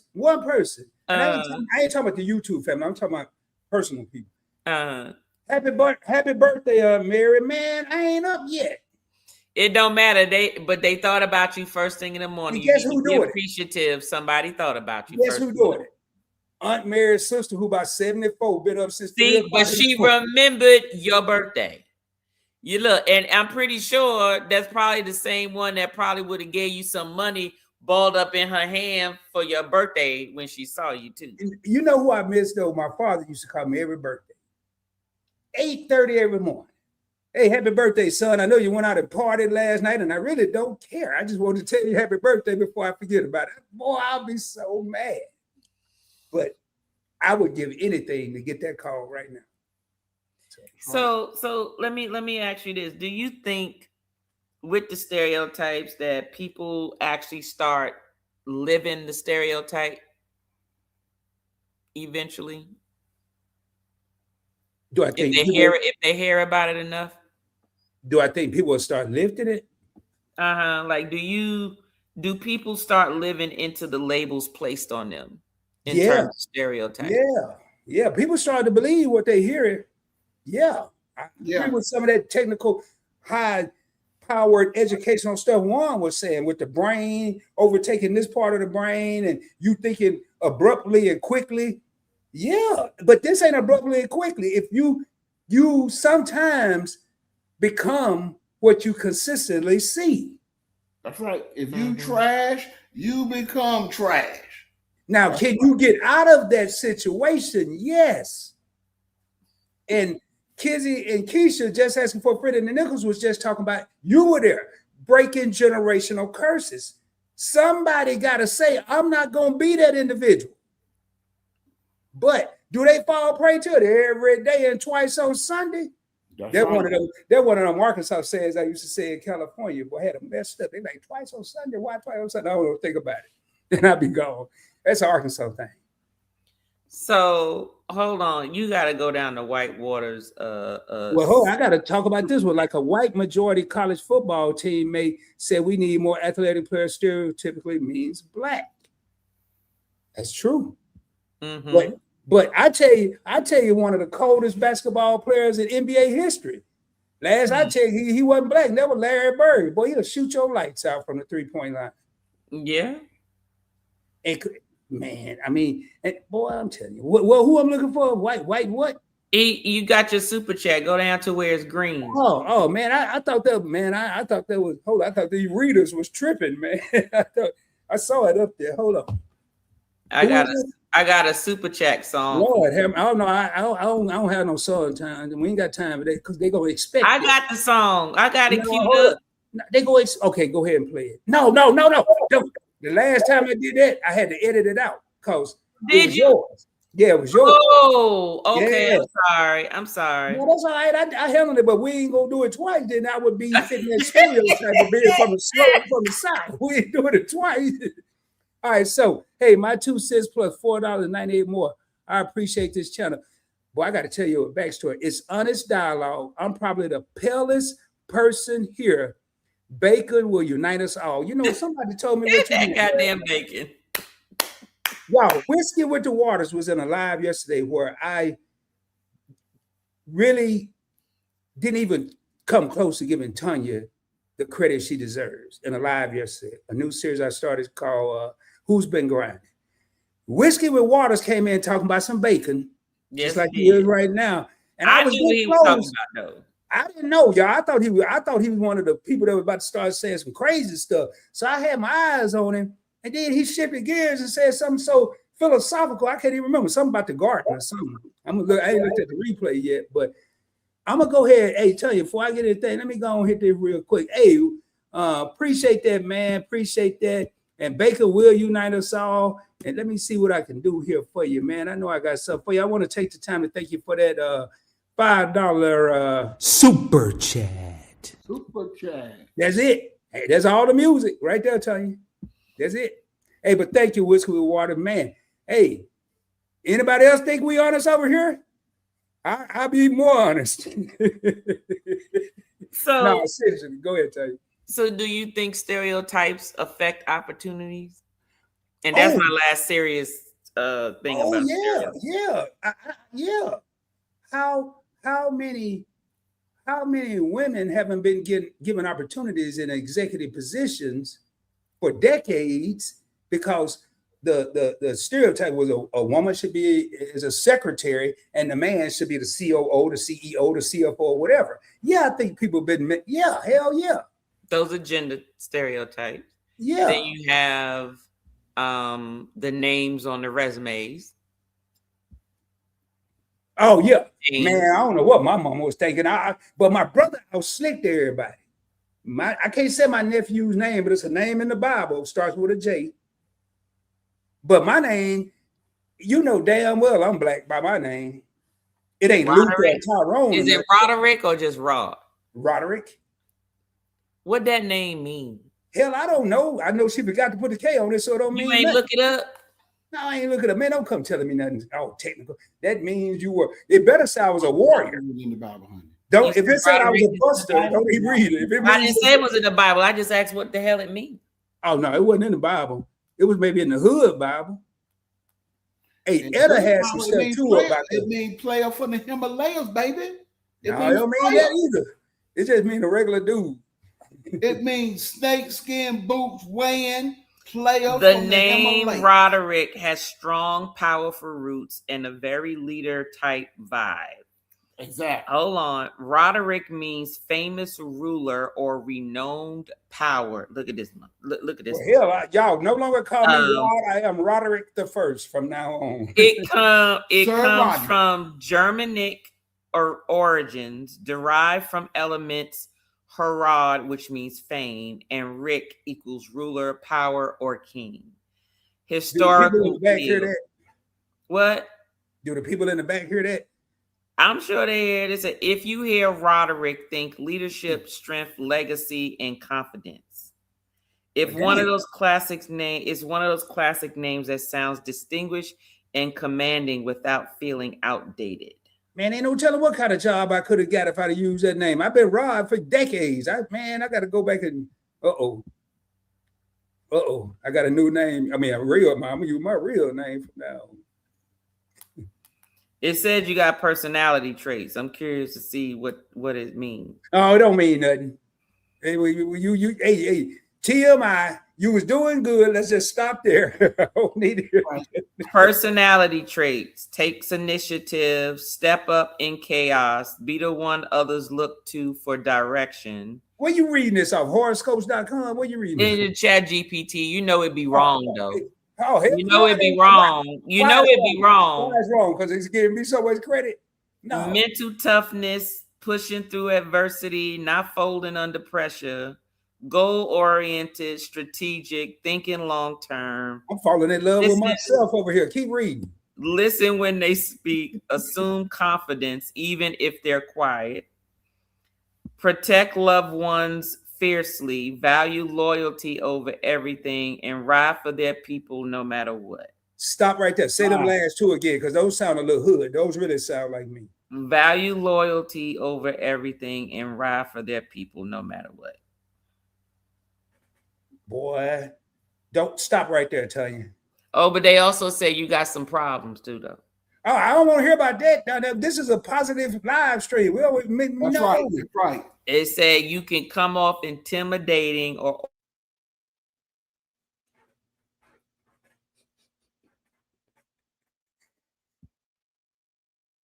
sometimes seen as stubborn or set in their ways. Tell you, I'm sorry. I accidentally hit the mute button. What'd you say? No, you didn't hit no damn mute. I'm serious. All right. Hey, somebody put a 1 in the bottom of the chat if the mute button came on.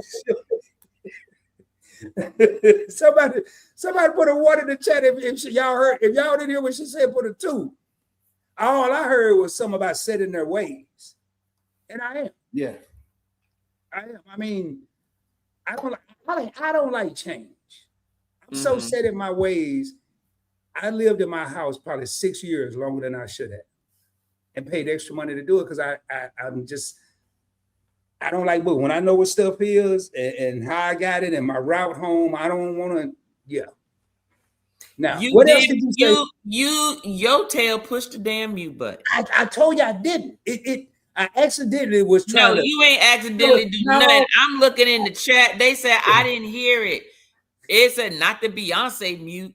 It wasn't actually you. No, I'll tell you, I was trying to give you the screen by yourself, but it's okay. Anybody at work screen, I know that the button's by the mute button. You know I got a list of payback for you. Right? I promise you, tell you this ain't no payback.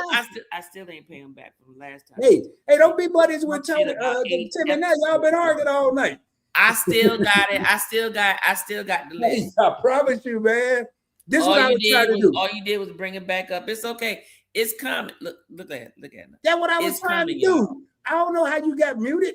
Well, I hit the microphone, but by accident. I think I hit a setting on this MacBook that said negativity just muted out. I accidentally. I think I did that. But now, what did you say? I want to hear the back. Etta said yes, he did. Etta, God dang it, man. Ooh, Lord, man. Tell you, man. Tell you, I did a whole show yesterday to try to call a truce, man. You still gonna get me? Nope. No, seriously, though. Hey, let's get out the Roderick, though. I don't want to be the topic of conversation. I'm a ruler, remember? Yeah. And something else. I gotta. Can you text that to me? What, the Chat GPT? Just put your name up. No, I want to use yours. I got the free version. I'm out till like tomorrow morning at 2:41. Well, then you can get it tomorrow at 2:41. I really forgot about it. Remember, I got that age stereotype. I'm gonna be all jacked up. Jerry said, "Pass the popcorn, Rod. Call this getting good." I told you, man. You over there accusing my brother of having a Honey Nut Cheerios hidden. So I have one last question to Rod, to you, everybody in here. When was the first time you realized that you were being stereotyped? Oh, hell. When I was about... Do you recall first time you was being stereotyped? And we mean stereotype, not racist. I know it's on the borderline of it, but stereotype. Probably the 6th, 7th grade, because of my... Like, I was like what Tim was saying. If I came home with a B, I had to do some explaining. If I came home with a C, it stood for curtains. Anything, what was that commercial? Anything less is unsatisfactory or something. What that Dos Equis dude be saying? Uncivilized. Anything less than a B is uncivilized. Right. Yeah. So that would be my... and maybe I'm a little off, but I was stereotyped as a nerd, wore the glasses and everything, and my mom made me live up to it. And then the second one was the football thing that I talked about. But you wearing the glasses ain't had nothing to do with you being a nerd. Your ass was blind. No. You want to know the story how I ended up wearing glasses? How you end up wearing glasses? Were they prescription glasses? Yeah, they was prescription, but I could see. That's it. No, I'm gonna tell you, I lied. That's how. I was in the 2nd grade, and it was raining that day, and I was the last kid in elementary school, and my mom worked at school. She had to pick me up, and I was crying. because I was scared. I was 7. And when she pulled up, she said, "Boy, you out here crying?" I'm like, "Why, no, ma'am, my eyes been hurting all day. No, ma'am, I'm not crying," because I was gonna get in more trouble. You need to go to the eye doctor. So I went to the eye doctor, and them fools gave me some glasses. They ain't let you read the chart? Man, I was in Arkansas. I don't remember if I read the chart. They just said I needed glasses. They gave me some glasses, just like my first Well, credit they card. can't give you just any glasses. They had to give you a Well, yeah, I prescription. probably They had to did, know but what you can see. I probably was so scared. I probably just missed up some letters on purpose. I don't know how I ended up with the glasses, though. Hey, we got 31 real homies in here and 31 eventsters. I just made up a word, eventsters. So, what about you, Tanya? You ever lived up to the? I'm gonna let him go first because I got to get up out of here. I got to get ready for that 4 o'clock rise in the morning to make it down to this military base. I realized that I was stereotyped when people put me in that bubble. When I realized that I was different, and they realized that I was different. What are you talking about? Different how? When I realized that I wanted more out of life, when they realized that I was, just because I was from the country. Oh, okay. And just because I was from the South, that I couldn't be more than what I was. Everybody thought because I was from the South, I should be on drugs or drug dealer, or I should be out there because I was pretty. I should be like my daddy because my daddy was a hoe. I come from you a was line a hoe though. Wait a minute. But you fit that stereotype though. I came from a line of hoes. My daddy was a hoe. His dad was a hoe. My grandmama was a hoe. It is what it is. Now, you know what I'm saying? I came from a little small town, but I realized that I didn't want to be that. I wanted to be something different. I wanted to be an engineer. I am an engineer. Mm-hmm. I wanted to be smart. I wanted to be a king. I wanted to be special to somebody. I wanted to be a king to somebody. I wanted to live a life of respectable, and that's what I did. And like I said, I broke the mold. Now, where I come from, I go back home now, people look at me, oh, that stuck up bitch. He think he all this, that, and the other. You know what I'm saying? But they about to whisper it up under their voice, and they better not approach me with that hostility, because then I'll show them that I still can be that. But the thing about it is, it's all about choices. People are going to put you in a box and make that stereotype your story, but you make your story. I made my story. I chose to be something different, and that's what I made it. And I'm glad that girl, if you spill one more thing down here, I'm not cleaning up no more. You ain't got to. It's done right here. But it was just a little drip. But anyway, I lived a different life in a different time, and I outlived my stereotype. Yes, you did, honey. And I still think you lied your asses up to eat some goddamn Honey Nut Cheerios. And it better be some milk upstairs, because I'm going to eat some when I finish this live as my snack before bed. Now, if y'all don't see me tomorrow, that means she is still on that same stereotype. She from upstate, she from New York, and she's a bully. I'm not from upstate. I'm not from upstate New York. I ain't say you from upstate New York. You from said New York. Upstate. You from up north. You a damn bully. I'm out. I'm not a bully. Rob, thank you for having me. You just sensitive with your North Carolina ass. Thank you for having me. Yeah, Murph, I said it. Go ahead. Thank you for having me, Rob. Keisha too. Preach, Keisha, everybody. Good night. Go on. And don't eat the rest of them damn. I knew I bought them. Y'all be sneaking in cereal in the house and don't tell me nothing. Me and people want me buying cereal around here now. I don't care, because I usually don't eat it, but that's because y'all ain't got it in here. Let me I'm gonna go back, man. It's a lot of good comments in here. Okay. Yeah. Shaq owns 155 Five Guy Burgers. And I want to address this with Whiskey with Waters. And this is a true statement. But I'm gonna have to go backwards, actually. I'm gonna read that, but I just want to let that one marinate. if Shaq blew his knee out in college, he wouldn't be a massive public figure now. Mm-hmm. I agree. And Whiskey, you got the perfect name, because if was a fifth, we'd all be drunk. And you said it was real over here. I got to keep it real, but I'm going to go back up because I know why he put this comment. There was an earlier comment that I starred from, and it's a couple of them. So don't think I forgot them. I got them here. And they say you trying to knock Tim out like Harpo in The Color Purple. Ain't nobody messing with Timmy. I will never put my hands on him. Do y'all see how big his damn hands are? I am no fool. I grew up with watching women get beat. The last thing that I want to provoke is to put my hands on it, because this is how I was raised. And I honestly believe this. If you are a woman enough to put your hands on a man, you better be woman enough to get their hands put on you. And so if you don't want that, keep your hands to yourself. But that's anybody, not just a man, anybody. Don't put your hands on nobody if you're not willing to get them hands put back on you. Okay? My husband got some big paws. He is just as gentle as he want to be. Let me tell you something. Prayer and Lord answers prayers. Okay? I prayed my life to say I will never want an abusive man, because that's all I saw.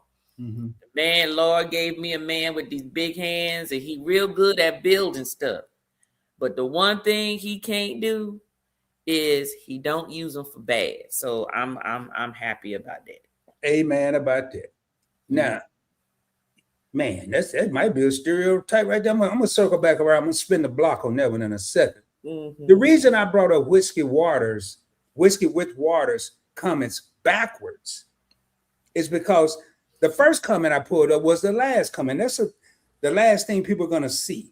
So they're going to see the if Shaq blew his knee, exactly what I said. If was a field, we'd all be drunk, but he didn't though. But I pulled that one up first because a lot of people may have skipped over the one that's really important. Mm-hmm. One injury is all it takes to ruin all plans. Yep. Education or life skills is necessary for us all. I'm telling you. I like the best part of this. He didn't just say college or educate. He said, or life skills. Life skills. That's right. And a lot of people banked. They banked on that football career. Mm-hmm. They banked on that basketball career. I'm going to tell you, I quit football my junior year because I knew I wasn't going pro. So I went to work at Walmart and made me some money. It just made sense to me. Mm-hmm. But my younger brother went on full ride scholarship in college. He didn't play pro either, but he went a little farther and then he got his education. But it goes back to that. But I pulled those up backwards because a lot of time we read comments, we'll judge a person from the last comment, but we didn't see the first comment that led to the last comment. Maybe they thought about it later on. So I just wanted to bring it up. Hey, Whiskey with Waters, thank you for that $5 super chat once again. Now, Friend Zone said in an earlier comment, he was just, he quoted somebody else, or I think it was a millionaire or something like that. There's an equation that works like this. The effort put into athletic achievement translates to scholastic aptitude. Mm-hmm. That's one thing. While my father was making sure my brother and I played in every sport possible, my mother made sure when we wasn't playing sports or weren't, our heads were in the books. Mm-hmm. We got so much TV time and it was going off. Go in there and get an encyclopedia. Pick any subject you want. Read it. The encyclopedia, Lord. I remember I used to cheat and get the sentences from the damn encyclopedia. Well, you know who used to cheat at my house? My mom. Did she'd have us read what we'd have learned and then tell us, give her the encyclopedia and tell us what we learned when she got the book. Hey, low key, she didn't know either. But we wasn't bad enough to tell her that. We didn't realize that. We thought she was so smart. But she was, because she made sure her two sons didn't have to rely on throwing a football, dunking a basketball, or catching a baseball. That's right. Because when all that is wiped out, You gotta Sure, have something up here or yep, something right here. yep, One of the two. It ain't always up here. Well, you gotta, but even when you do use your hands, you gotta have some kind of brain to measure this, or build that, or know how far this beam go from the next one. yeah. It's a different side of your brain, though. Yeah, yeah. Which side is it? The left or the right? You was telling me about this the other day. The paralegal. Most if you're right-handed, a lot more people are right-handed than left-handed. Left-handed folks are very creative. Most of them, they think with the right side of their brain, and then opposite with the right. More logical, but not saying that's 100%. But just saying. This is another thing I read. I'm not just talking about black athletes. There are people of all races spinning their wheels trying to get to the next level if they're not going. I'm gonna tell y'all. I read while researching for this.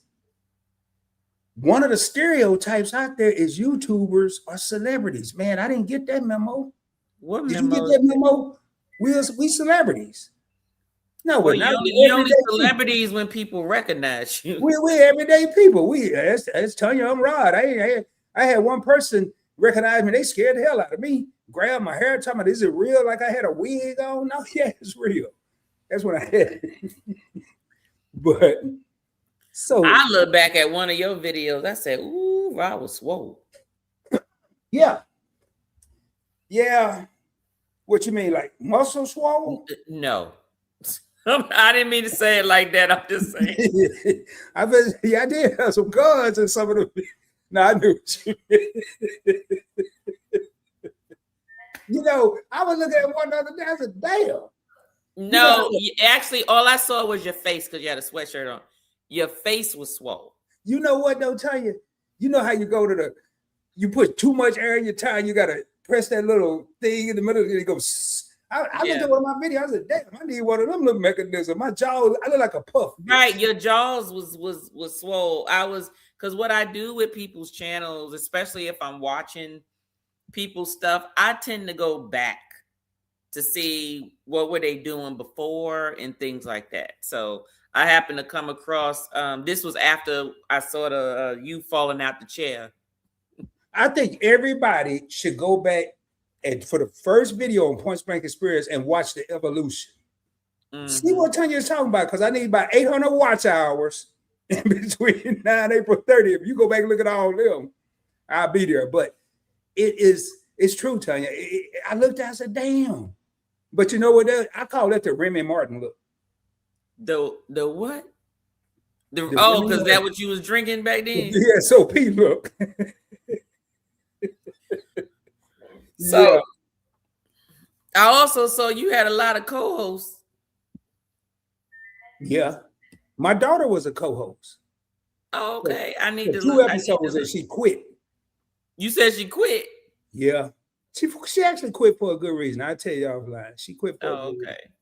Oh, Tanya, can you read that? That's a little too high for my education. There are prodigious athletes, musicians, mathematicians, etc. Some are athletes and musicians succeeded based on sweat. Yeah, that's true. Right. Okay. Hey, Travel K Trip said she the therapist out there, little group thing you was talking about. She the therapist. I can see that. I'm the shit starter. I'm the ghoster. Let me tell you something. I'm the one that whatever you say, if I feel that the live is sort of like it's a little dead, I'm gonna take whatever said and I'm gonna turn it, and it's gonna be adult in nature. It's gonna be an after dark moment, and me doing that only works when I got the team in the chat, and my team folks is Liam, YOLO, Dark Theme. Who else be backing me up? I think those are the ones right there that normally will back me up in most of the chats. Do y'all have one of those or masseuse? I am the masseuse. If I hadn't gotten to know Ron, at first I was thinking massage parlor. I ain't gonna lie, like damn. Well, I'm thinking masseuse. So masseuse, maybe what he means is he massaging the chat like let me, Yeah. feel some things out up in here. That's what. Yeah, I had to read that, man. That translates to the shit starter, Ron. Oh, that what that is? Well, I'm the one. I ain't gonna know what's going on because I ain't gonna read none of it. I don't care about it. Oh, what that say? My sister calls it 12:01. When you was talking about the person calling you for your birthday. Oh boy, I mean, it doesn't have to be pork. Yeah, that bacon. Hey, I got it now, man. I was schooled on it yesterday. Hey, what up, JR Hill? Thank you for being here. Channel member. I saw another channel member here. Me tonight, I forgot to say it. I ain't got Nichols. Why you ain't? Don't y'all have a little thing? I thought, well, maybe you ain't over here. Nah. Big Murray, what's going on? Friend zone, bro. Show me a dance floor. Okay. What is this here? Music and dance are two stereotypes associated with Black folks. Mm-hmm. That said, they're both divine mathematics. Now, how many times we heard someone say they can't do math? Math is also a language. That is true. Man, he said something else that was good too. Basically, what I'm reading from his comments is, well, I'm assuming it's a he. That basically the same mental effort it takes to do one thing is the same as doing something else.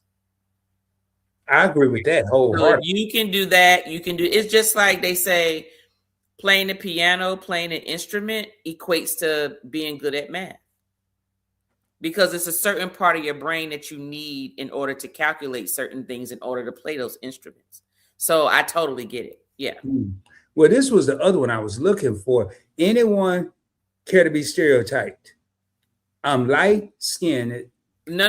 You ain't say it right. You got to say it right. Well, hell, right. Well, hell, light skinned.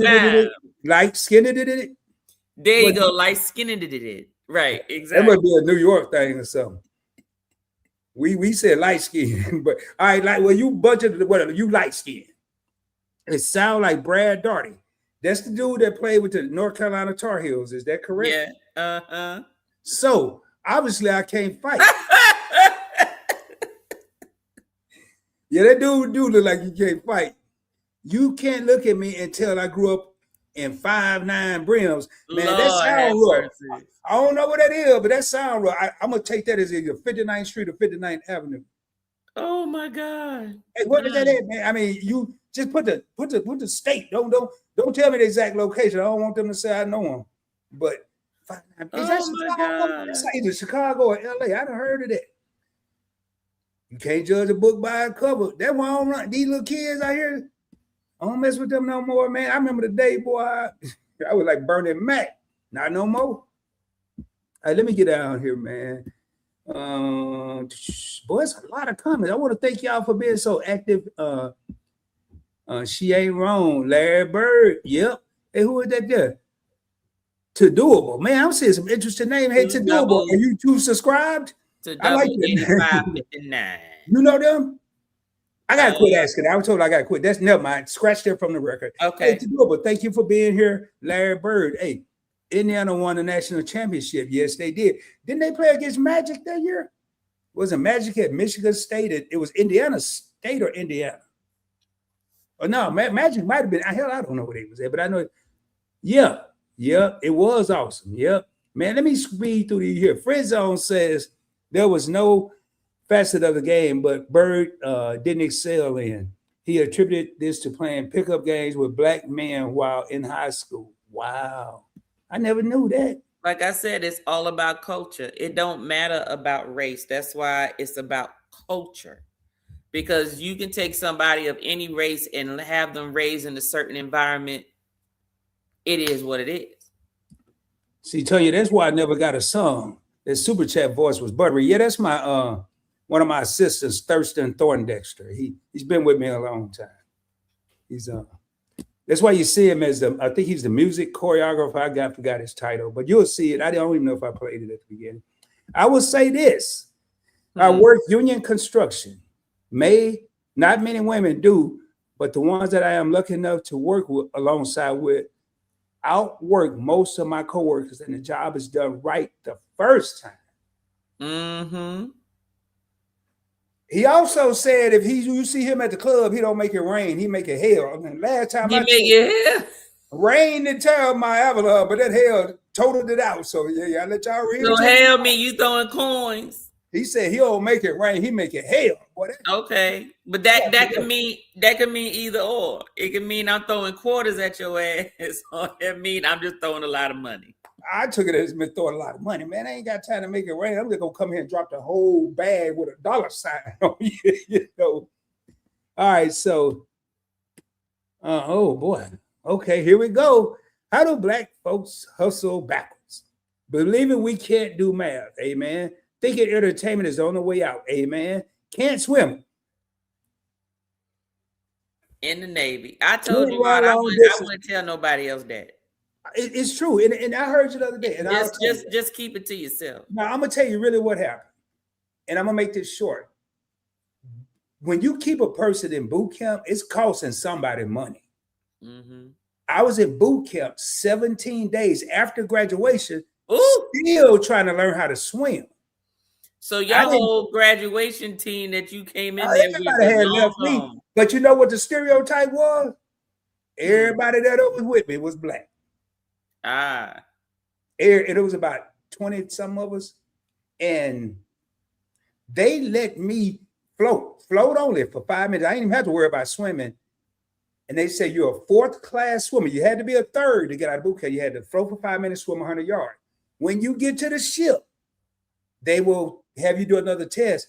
They didn't mention it. And since I was from the hood and fit in the stereotype, I ain't mentioned it either for 20 years. And why did I have to? 17 days. So that's how it happened. They every day I was there, they were spending more money for me to be there, along with the other 23 people that was with me. So. All right, what does one say? Of course, from skin color, gender, name, how you dress, smell, decision being made before they even said hello. Hello. Yep.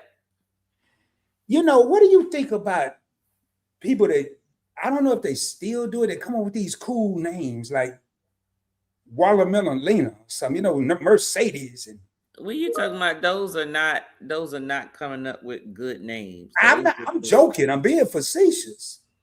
Yeah, those are just aspired names. But those are names of aspiration. What about the child that got 13 letters in his name? La Shaquille O'Neal. Because they naming that child after aspirations. They got names of, they want to blend the name of the daddy, the grandmama, the mama, and the uncle, and every daggone body. That's why. But then again, it might be what their culture is. It may be, a specific name. Yeah, I got it. Okay. It said fish every name. One. All right, hold up. Not the building. I got to get past that. We ain't bringing that back up. Massa used to, who? Is that Massa? See, I had to catch that. That's Massa. What that first? Massa used to sit around drinking mint julep and conjure up all sorts of BS. We brought into it recently as 1901 American anthropologists. They wrote they were stronger and faster than everyone. Tanya, I'm gonna ask you a question. You ever sailed out of Galveston, Texas? Nope, not yet. Do you? And now this ain't. And if you don't, just say you don't. And well, does anyone? I'm sure Friend Zone knows because of the way he's been bringing stuff up, and he knows a lot here. And maybe Whiskey Waters and a lot of other people. Do you know what Galveston is famous for? No. I'm about to educate you. It's the last American city that told the slaves they were free. Oh, really? Okay. You can't. It's not. Don't go to Galveston. Be mad at Galveston, but that's where it took place. Mm-hmm. Yeah. So, I just brought it up. I don't know why. I saw the. Was that the port or just the city itself? I don't know where they. I think it was just really the city. Now they may have come in through the port. I don't know, but I know I think it's something down there about that. Like if you go down there, if you go to like some, maybe a museum or something. Wait, what? Some people had to be very careful of that. Very important. Tina King, how you doing? Thank you for being here. Some people had to be very careful. That's very important. You mean what they say, how they acted? I just want to make sure we address that. Hey, what's up, Jose Cruz? What's good, man? I don't know. I can't call it. How y'all? We all good? She got you, Rod. Look out. No, man. I don't got popcorn. But I got my chips. chip. Keep on going. I cannot tell a lie. Oh, Lord. Yeah, don't tell a lie, Etta. I ain't lying either. I accidentally hit the mute button. See, look at this here. You're muted. I can't hear you. See, that's what I'm saying. Tell you I didn't do that. You did that on purpose. It's all right. My program, once you hear anything negative, it just stops all sounds. I didn't hear what you were saying. I didn't know what was happening. I didn't know. Did I say, oh man, I think it's green, black, line, whatever it do. It's all right. Because AI about to make a picture of you. Oh, hold up. Nichols, don't be giving her no idea. Tell me, no, I ain't. There's two people trying to put me on some damn OnlyFans, man. Hey, this dude here, he said, hey, man, tone down on the profanity. Now, I ain't just. I lie. He just said, I lie all day. I don't give a fuck. Boy, only live and direct. This is where we at, y'all. Live and direct. Timmy go, when I was 5. Wow. Parents. Wow. I'm going to skip some of these comments I don't understand. NBA player Jaylen Brown is multi-genius. Most franchise took a pass on him because he was too smart. Brother jump high, dunk hard, run fast, score touchdown, BS. Wow. Jerry said when she was in high school, I was discriminated against because I was the only girl in my automotive class and they thought I was a joke. But my dad was a mechanic and I could tear apart a car and put it back together before they knew it was missing. Wow. That's what I'm talking about. I did that in my first year of college. I had to take an elective and I only joined the electrical engineering class because that's where all the boys were. My plan was not to be no electrical engineer, but I was in there like, oh, they cute. I'm gonna do my elective in that class. I passed the class, but I'm just saying. I don't. Just an elective. Now I'm gonna decide. We're gonna make an executive together decision. What is a stereotypical MAGA? Do we want to touch that or? What is the stereotypical MAGA? Basically someone who wants to reverse time back to what it used to be. Whether that means back to capitalism where humans were property or back to capitalism where people can have all kinds of businesses of what they want. The reason I say that is because when you change one rule, that rule can basically stand for whatever. So if I say, we're going to bring back a type of capitalism where anything goes, even if it's not said what that anything goes is, it can be whatever that person wants it to be, and it can create other issues. So that's the stereotypical MAGA for me. Well, according to me, that stereotype, that MAGA stereotype that's generally accurate. They hate Obamacare but love the Affordable Care Act. They're the same exact thing. Yep. And just ask his telling Jerry, that's amazing. My uncle drove a Toyota. Not a Forerunner. Forerunner. Okay, a whole runner. Now, I don't know if this is a stereotype or not, but daddy in jail again. Ryan, you got to yeah, that's a stereotype. Mm-hmm. Yeah, yeah. I tell you one I've heard, man, and I don't know how true it is because I don't know many. I know some, and I should because I'm an eighth myself, 1/8, like half of a quarter. But I've heard over the years that Native Americans can't consume a lot of alcohol. Hell, I don't know no race that consume too much alcohol. I mean, it just depends on how much you're drinking and what your tolerance is. But I've heard 1/8. Did you just say 1/8? Yeah, I'm a Cherokee. I guess we all are then. Yeah, you don't see these high cheekbones? Y'all let me move. Man, tell you. Keisha, you Indian because you got high cheekbones too. Hey, I love how you put us coats in. They be trying to attack me, man. Hey, y'all, are these garden tools? That's lame. Oh, Keisha, I got to read this here. I love when we do things they say we should not be able to do. Now, this is coming from a double person. You have an African American or a black woman that's doing it yourself. But I ain't talking about no crocheting. I don't know all the DIY stuff, but I'm talking about like a storm coming to the side of the house, tear off, and she go build it up again, fix it. She don't tear it up, the storm tore it up, she go repair it. And then some chickens flying around. Then you see a cat dart across. All while the chicken coop was being built by this woman that ain't supposed to be able to do it by herself. Seems like the stereotype was broken to me, but we done said that a couple times. Oh Lord. He talking about the hoe. We was talking about a hoe.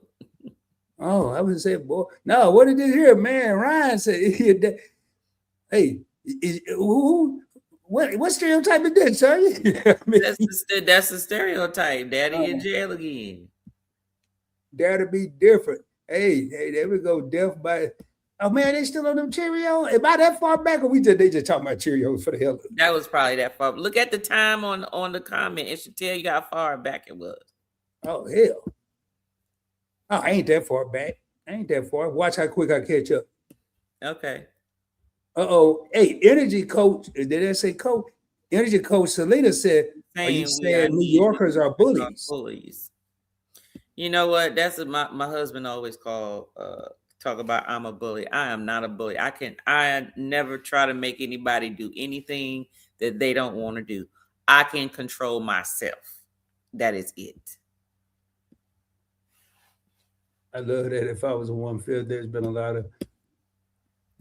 of great athletes that suffer major injuries in high school and college. You can't teach people how to be 7 foot tall. That is true. Yeah, that happened in my hometown. And one of the best guys ever come through my hometown actually ended up in the state penitentiary. Good night, Kathy. Hey, Kathy, good night. I ain't made it there yet, but good night. Hey, y'all, if I skip some of your comments, it's because for the sake of time. Yeah, that's right. Encyclopedias were the original Google. That's right. Sure was.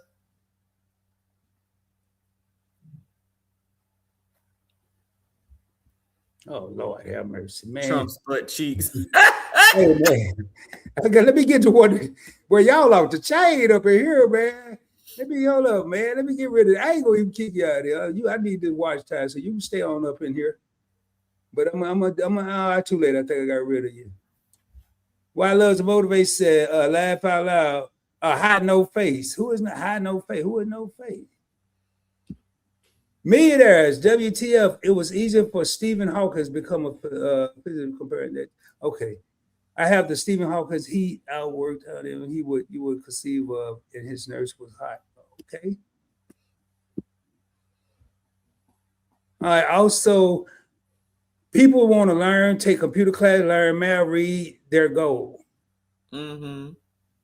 So is this said a lot of people want to learn but can't or don't have the resources, or what they're saying? I don't know. Hey, Tina, we getting warmer. Just break it down a little bit more. I'm getting there. Red zone. Huh? No, I was looking at Ron. He said, "What is this thing you call an encyclopedia?" Oh man, I ain't got one in here. That's man. All the way at the bottom. They like history, man. It's like a book. They had letters like A. Depending on what letter you read, like Q might be mixed up with P and O or something. OPQ. I forgot how the alphabet go, but it's this book, man, like Google, except it was a paperback, but it didn't have everything Google got. We may need to find one. Oh, more like dictionary.com. Oh, Yolo said she need to hear the choices again about what kind of group chat person you are. I'm the ghoster. I don't want to be in no group chat. You got the ghoster, the therapist, the drama starter, and the what was the other one? The other one was the massager. The masseuse. Yeah, the masseuse. Hey, thank you. I got you running on TV. I've been moving around. Hey, run me on TV, iPad, Apple Watch. Run me. You got Hey, if you got an old school black and white TV with a rabbit ear, run me on that too, man. You don't need no cable. I'll use under the extra. Okay. Yeah, them red cup days was wild, boy. Woo. Welcome to Man Why Loves to Motivate. You can't. What's up, Why Loves? You can't. That's the whole thing right there. You can't judge a book by its cover. That is true. Okay. In Ahmad Rashad's autobiography, he noted that most of the second string linemen of his era were working on PhDs. 5'9". I knew it. 5'9". 5'9". Hey, that's all. Is that over there by Fairmart? I mean, I ain't never been there. I just heard it on TV. Is that over there by Fairmart though? Of Euclid? Oh, see, now we got a whole Why Loves from LA. Boy, this here is crazy. One mic. Why am I? You heard that echo? What do you mean? What you mean? No, she put No, I heard an echo. I ain't talking about the dango coming. Oh, It just happened to be, man. maybe you got something on. You got a duplicate thing I on. ain't got nothing on, man. Oh, I got some stereotype examples that I forgot about here, but I ain't got nothing on. I got all YouTube apps off. Ain't nothing up here talking. Matter of fact, let me close this. Okay. Yeah, man, some kind of way excuse me. Right, us women try and do it right the first time. Yep, Indiana. Okay, that's some more basketball. Hey, Fresh, I'm gonna get through some of these comments. I'm a star, man. I'm gonna come back to the basketballs. All right. Energy coach Selena said, my husband is a Cancer on the go. Oh, okay. You talking to YOLO. Don't get on. I can't swim either, but all my kids can. I know how to survive. I can swim. I'm just an underwater swimmer. In other words, I can't swim and breathe at the same time. I put that. So with all that being said, you can't swim. I'm gonna get from one place to the next. I'm just saying it may take me a while to get there, and I can't wade in the water, tread water, but I can damn sure doggy paddle. Hey, LaCassia said she thought it was all of Texas, but that's why. Hey, somebody Google that for me. What about that Galveston and last place to hear about the slaves being free? I'm pretty sure it's Galveston. Wilbert, how you doing? My sister and brother always remember the black culture is very strong because we survived slavery. I'm scared to read. The only thing about us black people, we don't stick together, but we know how to survive. Oh. Well, I got a question, Wilbert. If we did stick together, would we have to spend so much time surviving? That part. If we stuck together, would we have to have this great, phenomenal survival skill? Or go ahead, Tanya. Go ahead. Let me tell you why I think that the problem is why you got the crab in the barrel syndrome. Is because when if you have people who have nothing, they're always trying to be something. And so if everybody is being something, then you're still nothing because everyone else is the same as you. So you're always going to have a person who's just trying to be better than everybody else. So that's when you get the sellouts and all of that stuff because they got to be one up on you. So coming together requires being vulnerable, being transparent, and being open, no gatekeeping. But that doesn't happen. People always want to be able to have one up more than someone else. So that's the reason why you can't come together, because most of the people that they want to come together never had anything. So when they get a taste of it, they don't know how to act. That's just how I look at it. No accountability. That's a good one. You know, one of the things that I talked about earlier, a stereotype that I think is true, is I think some what they call the hood. It doesn't have to be a black hood. It could be a Hispanic hood. It could be an Asian hood. It could right. be an Asian hood is a hood. It don't matter. Yeah. So no accountability. And that's right, because when I see all this trash, I wonder, ain't nobody gonna say nothing about this? They ain't gonna listen to me because I don't live there. I'll probably get beat up and shot because I don't live there. That's the perception. I ain't gonna go see if it's true. But that's accountability. Is there any accountability in some of these stereotypes? Well, I think the accountability, I don't know if Yellow meant this in that realm, but I think she was talking about, why folks can't stick together, and all that type of stuff. Because in order to stick together and do stuff, you get held accountable. Like, for instance, let's say you do your channel, I'm doing my channel, right? And we doing it separately. I don't know if you missing videos, right? Mm-hmm. All I know is what you put out and what you do. I don't know what you intended to do. Same thing on my side, right? But if we talk to each other and you was like, yeah, I'm supposed to put out a video every Tuesday, Thursday, and Saturday, and then I go live on Monday and Tuesday, and I may put out some updated investment stuff, twice a month, and the date vary. Well, if you're telling somebody and you get people who are trying to grow, then now because you don't talk to somebody and you sticking together, now it's people holding you accountable. Because then if that person don't see the video, they're gonna be like, well, what happened to your video? Oh man, I was tired. I didn't. No, you need to put out that video. So now you need to put out 2. You understand what I'm saying? Because if people don't put in effort, then they don't have to worry about being accountable. No one can hold them to what they said they're going to do. So they don't do it. Gotcha. Okay, Keisha, I asked her about her cheekbones. She said, I am part Indian. Yeah, you were trying to clown me. I didn't say nothing. See no cheekbones. I don't see no damn cheekbones in this screen. Well, let me pull out one of these pictures from with my cowboy boots on. Okay, you know how long ago that was. Now I got some more pictures. I got a whole album down here. Hold up, I gotta go back. This intrigued me. Jessie Combs, and I was trying to look it up on my phone, was one of the baddest custom car builders I've ever seen. Female. I think she died because trying too hard to prove she belonged. Mm-hmm. Sometimes that happens. That's another thing. Do we lose people that try to prove that they're not part of a stereotype? Oh, well, yeah, because you get people who, yes, that's where the code switching comes. So the people code switch and get stuck on the wrong code? No.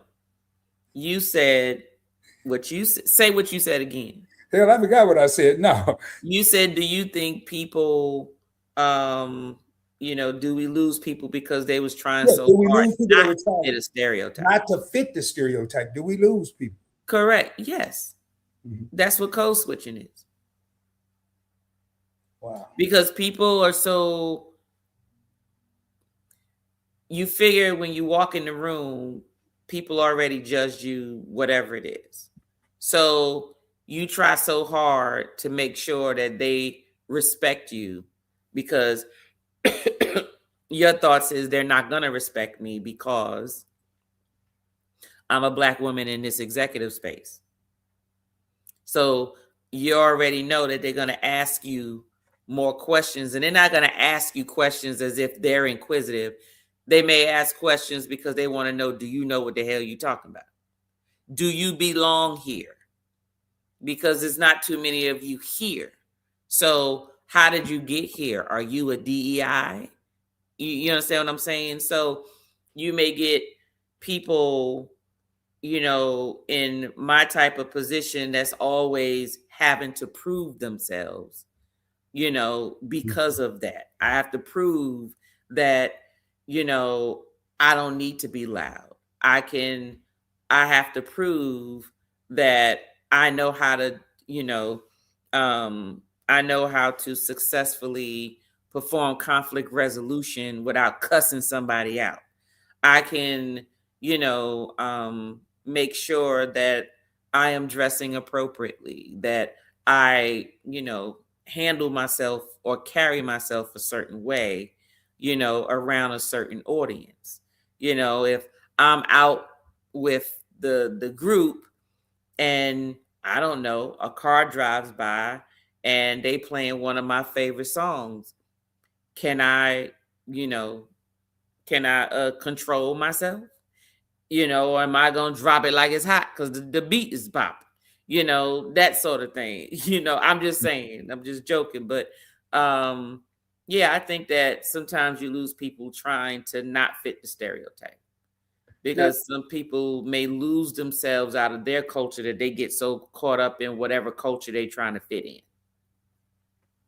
Now, this question here, I can't wait for the crowd or the people. Well, there's 21 million people in here, Tanya. I forgot to tell you, 22 million now. When was the last time you think you fit a stereotype? You were part of a stereotype. Me? Yeah, you. And I'm gonna answer the same question. I'm asking us both. I'm gonna answer the same question. I would say high school.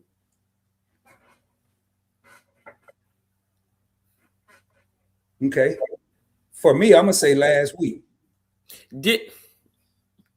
And for you, I'm gonna say probably 2 days ago.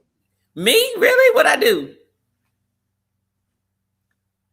When you think of a person that knows spirits or various different alcohols, what are they typically supposed to be or thought to be? Oh, alcoholic or something. Sometimes alcoholic, maybe a male, maybe not a black female that know with the extent amount of knowledge you have. That's not supposed to be. Well, right. 2 days ago, I did an investment video, talked about everything I wanted to. No, that wasn't the question you asked. You said, tell me a time when the last time that you were a stereotype. Well, damn, Tanya, you have to always be all technical and shit. No, because that's why I gave you the answer that I did. You didn't say weren't, or you didn't fit. Oh, you know what I meant. Well, maybe you did. I did not. Well, do you agree? Whatever I meant. I would agree. Yes, I don't think that people expect. I get looks if I talk to someone. If I talk to someone and we're talking about spirits, especially if I'm in a room with men or at a bar and they're talking about the drinks and I'm very particular about, well, do you have this and have this? And they looking like, what do you know about this? What do you mean what you know about that? And I can keep a conversation with them when they start rattling off mash bills and all this type of stuff. They're like, what do you know? What are you doing drinking scotch? I drink scotch. I drink bourbon. It's almost like you're supposed to be drinking lemon drops. You're supposed to be drinking cosmopolitans. You're supposed to be drinking, rum and cokes and stuff like that, or something fruity. We go places, we order a drink, they come back with the drinks. They always trying to give me TJ drink and TJ giving them my drink. And I'm like, no, give me my rock glass and give him the big glass that's pink with the damn umbrella in it, because that's what hubby's drinking. But I'm drinking the rock glass. And I can honestly say, going back to Kizzy and Keisha from the Nichols Journey and Just Asking for Friends, Generational Curses, I'd say we both broke 2 stereotypes. And I'm not talking about, I'm not talking about Event Yours. I'm talking about Tanya. Oh, you told a story in that live stream that I ain't gonna get back into it, but you have excelled.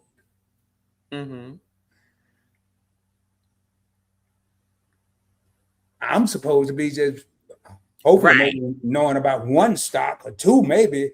Right. I can talk about 500 of them if I want to, but we broke those curses because we saw one thing and we wanted better. And it goes back to someone said accountability. Someone saying, yeah, you can be used to this. You can see this and you can fit a stereotype. You asked me that. You can fit one. But is it because we're allowing ourselves to fit one?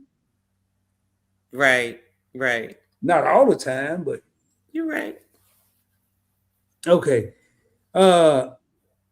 This was here. My sister, you will direct in your words what you say, and you as a woman, Black woman, you don't tolerate things that's immature to you.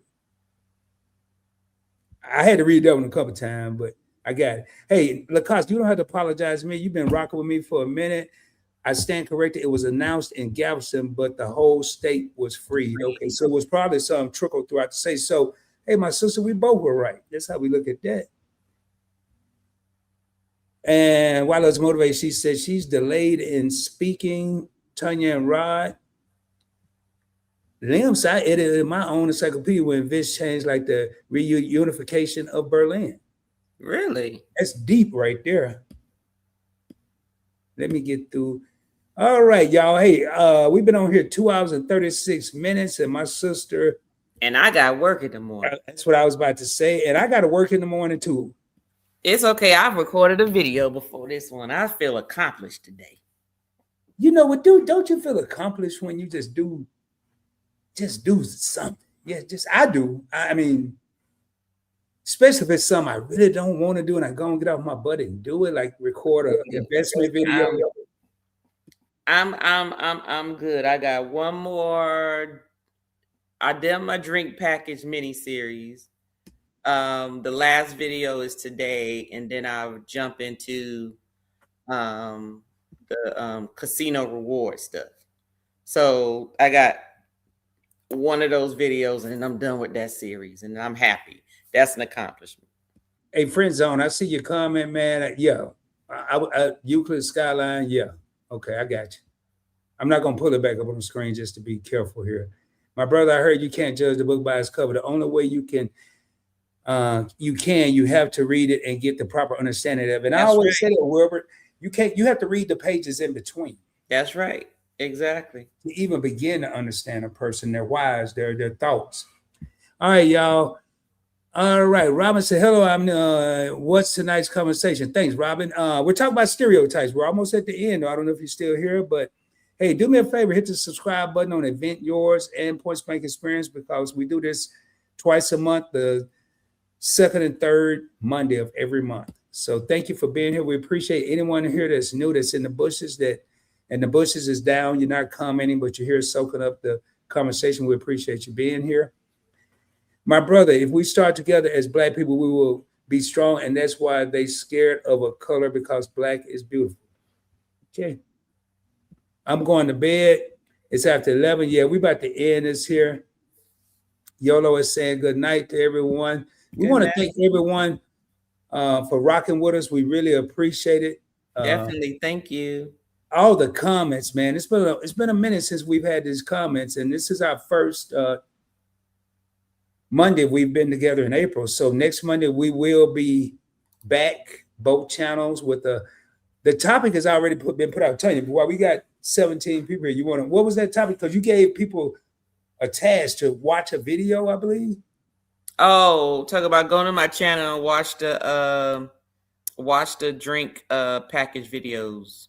Hey, Tanya, you here. I'm gonna do this here. I'm gonna put your screensaver up and look, because it's kind of frozen. Oh, okay. Now you good. Now you good. Oh, okay, I'm sorry. Yeah. No, I was saying that my drink package videos.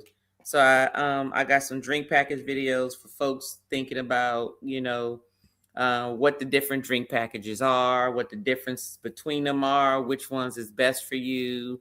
And then the last one is actually going to be posted after I get off of here.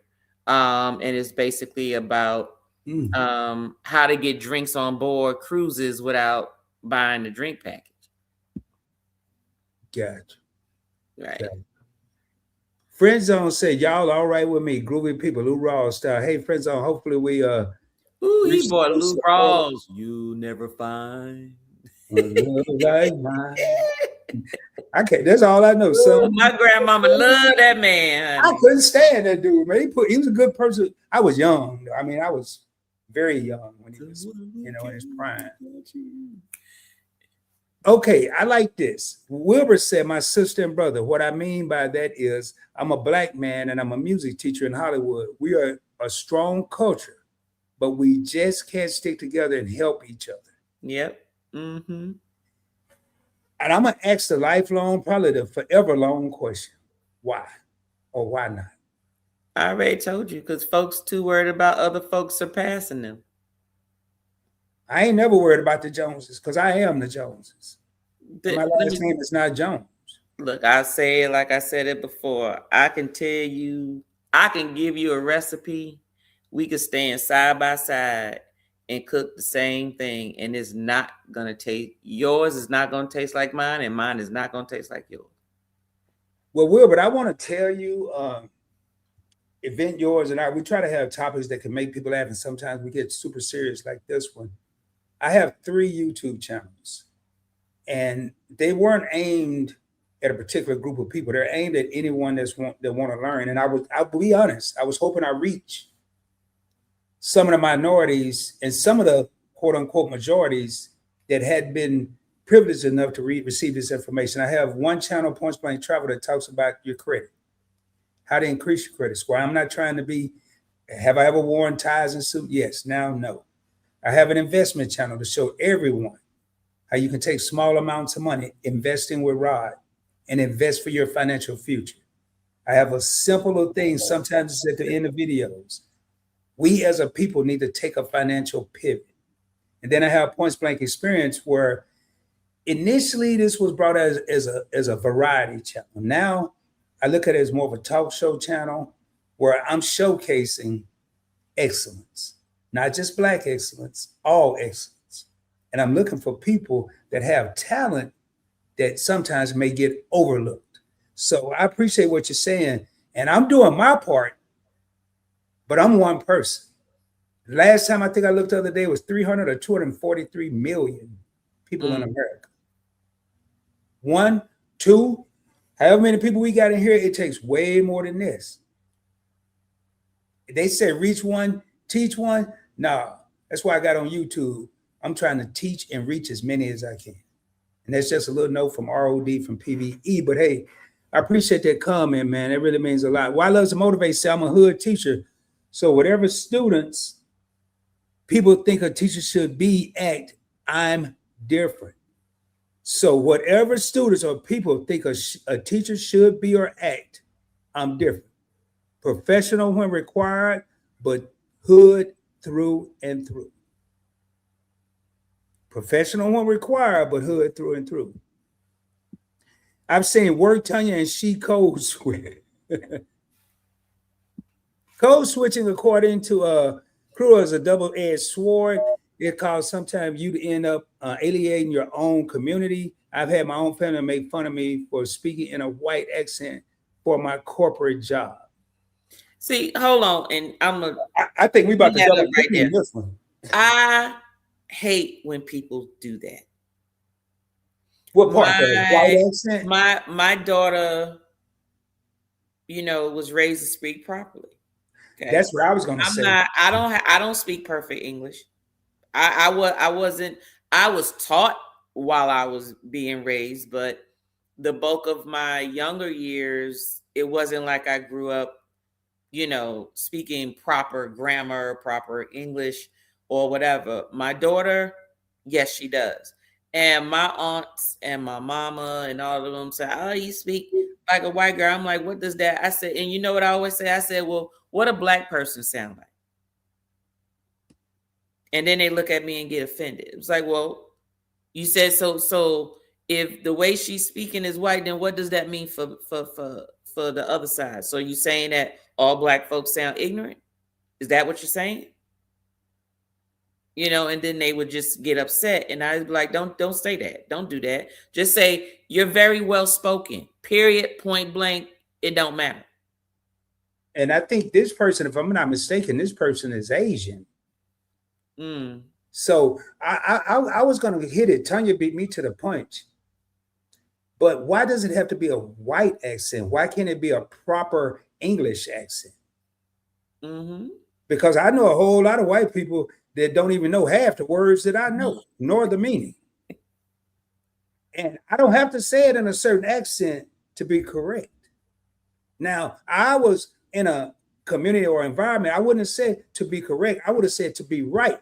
But through my education and the people I was surrounded with, not at Harvard or Yale, but in the military, receiving all this free knowledge, I went from saying it right to saying it correctly because I wanted to maneuver the way I wanted to maneuver in life. So someone said earlier, I took the initiative to see better and want to do better. It wasn't a white thing, it was a black thing, it was a raw thing. That's what I want. So, but hey, that's why we're here, man. This is an opinionated channel, 2 channels, opinionated show. We don't judge people for speaking your mind. And you feel the same way, Tanya? Yeah. Just be respectful. That's all we ask. Just be respectful. All right, y'all. I said this a minute ago, but the club about to close for real, man. We out of everything. We ain't got nothing. We ain't got no. So last call for comments. Matter of fact, I'm gonna put this right here. Any comment past these last lines, please comment outside of the live stream if it's for Tanya or myself, and we'll answer them in the comments of the live, outside of the live. But we'll be here all night, and we appreciate the love with the community here, man. We really do. We just gotta get it, plus the replay. People won't really watch a long replay. Just actually said, why loves I'm the same way. What they used to say, it ain't necessarily a lady in the street and an ex in the bedroom. How about a lady in the street and can get down when need to be? There you go. A lady in the street and can get down when they need to. Mm-hmm. You don't know what that means? Google Chat GPT that. Look at an encyclopedia. I don't know. But anyway, that's definitely. Hey, Etta, it was good to see, man. That's my sister. Hey, y'all, Etta looked out for me on my first and only cruise outside of the Navy. The one that I still couldn't swim on. Hey, yeah, Mickey, thank you for being here. Match them number of likes. If you haven't hit that thumbs up button in my live streams, I'll say ring the doorbell. You're in my crib. I know you smell the barbecue, the food, the music, and the talk was good. They were playing dominoes and spades. But I'm one of them weird stereotype dudes. I don't mind if you ring the doorbell, which is hit the like button on the way out. It ain't gonna bother me. So if you didn't ring it, please do that there. All right, nothing panics a wino like running out of wine. Damn. Oh man, that was deep. Tina. Okay, accountability means the obligation take to responsibility for one's own actions, decisions, and behaviors, and to accept the consequences that follow. Well, yeah, it's a bunch of different cultures. Yeah. Lacking in that. And not just, we kind of got on cultures and races and some genders, but we didn't really hit age a lot, and we're not tonight. We may have to do a follow-up on these. Hey, I was right there with you, friend. You was buying Palantir at 12. I think my lowest Palantir I got was about $8. Last I checked was about $158 or something like that. Yeah, that's a little. Check out Investing with Rod. That's not a shameless plug. That's a real plug. Go over there and check out Investing with Rod, my other channel. Well, you can hear all about that good stuff. Good night, amazing live. Thank you. Yeah, we about to say the same. Good night, Etta. Hey, Crew, do you live in Canada? Hey, man, there's so many people in here. This was a very informative video. Thank you. My sister and brother, the best thing I was chat to me is you can chat with someone you don't even know and be blessed by that. Wait, I gotta hold up, Tanya. I gotta refocus here. Hold on. I'm like Fred Sanford over here. Let me put the glasses I can maybe read with. Hold on, I gotta get another pair. Why, these gonna be even worse. My sister and brother, the best thing I was chat to me is you can chat with someone you don't even know and be blessed by that. So I'm assuming that Wilbur was blessed by this chat from 2 people that he don't know, and we were blessed by your presence of being here, and that's real. That's right. That's because when you come together like this, somebody learns something, including myself, that they didn't know tonight. So thank you for that, man. I can't see nothing out them glasses. They ain't working either. I done went backwards. Hey, I would advise y'all thought I was kidding, but when you come to Live and Direct or the classroom with Keisha, myself, or Live and Direct with Tanya, I would highly recommend. Bring some popcorn with you, man. Y'all see, I pulled mine out, especially Timmy here, boy. Ain't no telling what could happen. All right, all excellence. It is sad that we can't stand and support one another as a people. It is very sad. It's very sad. Okay. Because tonight, my brother and sister, this is the music teacher you're chatting with, mature people that makes it all good and understand. Okay, appreciate 300 Cheerio. Hey, man, all right, hold up, man. I'm going to go to my English European accent. You got an English European accent? Great stream, great topic. Have a great night. Honey, all right, y'all. Awesome content. Thank you. And there it is, y'all. Any other comment after that, man? Please comment outside the live, or I'll look at this and we'll address it out the live. I do see. Yeah, you can always comment. Yeah, because we don't want to drag this out. We like to be here sometime for a long time. We definitely want to be here for a good time. And tonight, I couldn't have asked for anything more than this. So, Tanya, you got anything you want to add before we raise up? Nope. I enjoyed. I've especially enjoyed the conversation and the engagement. As always, I can't wait till next week's topic. That's what I was talking about. You posted in your community post, right? Something for people to look at, a live or something. Yeah, that's what we're talking about. Y'all go check out Event Yours and come prepared, because next week we're gonna blow the roof off this month. Yeah, I want y'all to come prepared. Come prepared, because we are. And just for y'all that don't know, we don't script these. We get a topic, we do our bullet points, and we have this right here. And that's what we walk in with. Blazing. All right. It is more to call, my brother. It is more to call, my brother and sister. I appreciate you. Well, y'all, tell you ain't got nothing else. I don't have nothing else. We done hit every topic I had. Well, I tell you what, man. Hey, right here, I got to put this up for anybody that's in here. If you hit that will take you over to Tanya's membership, become a spirit member. I have some memberships, but I'm not talking about this yet. Hey, matter of fact, come tomorrow night to this channel. I'm not going to do it tonight because a lot of people left and it wouldn't be fair.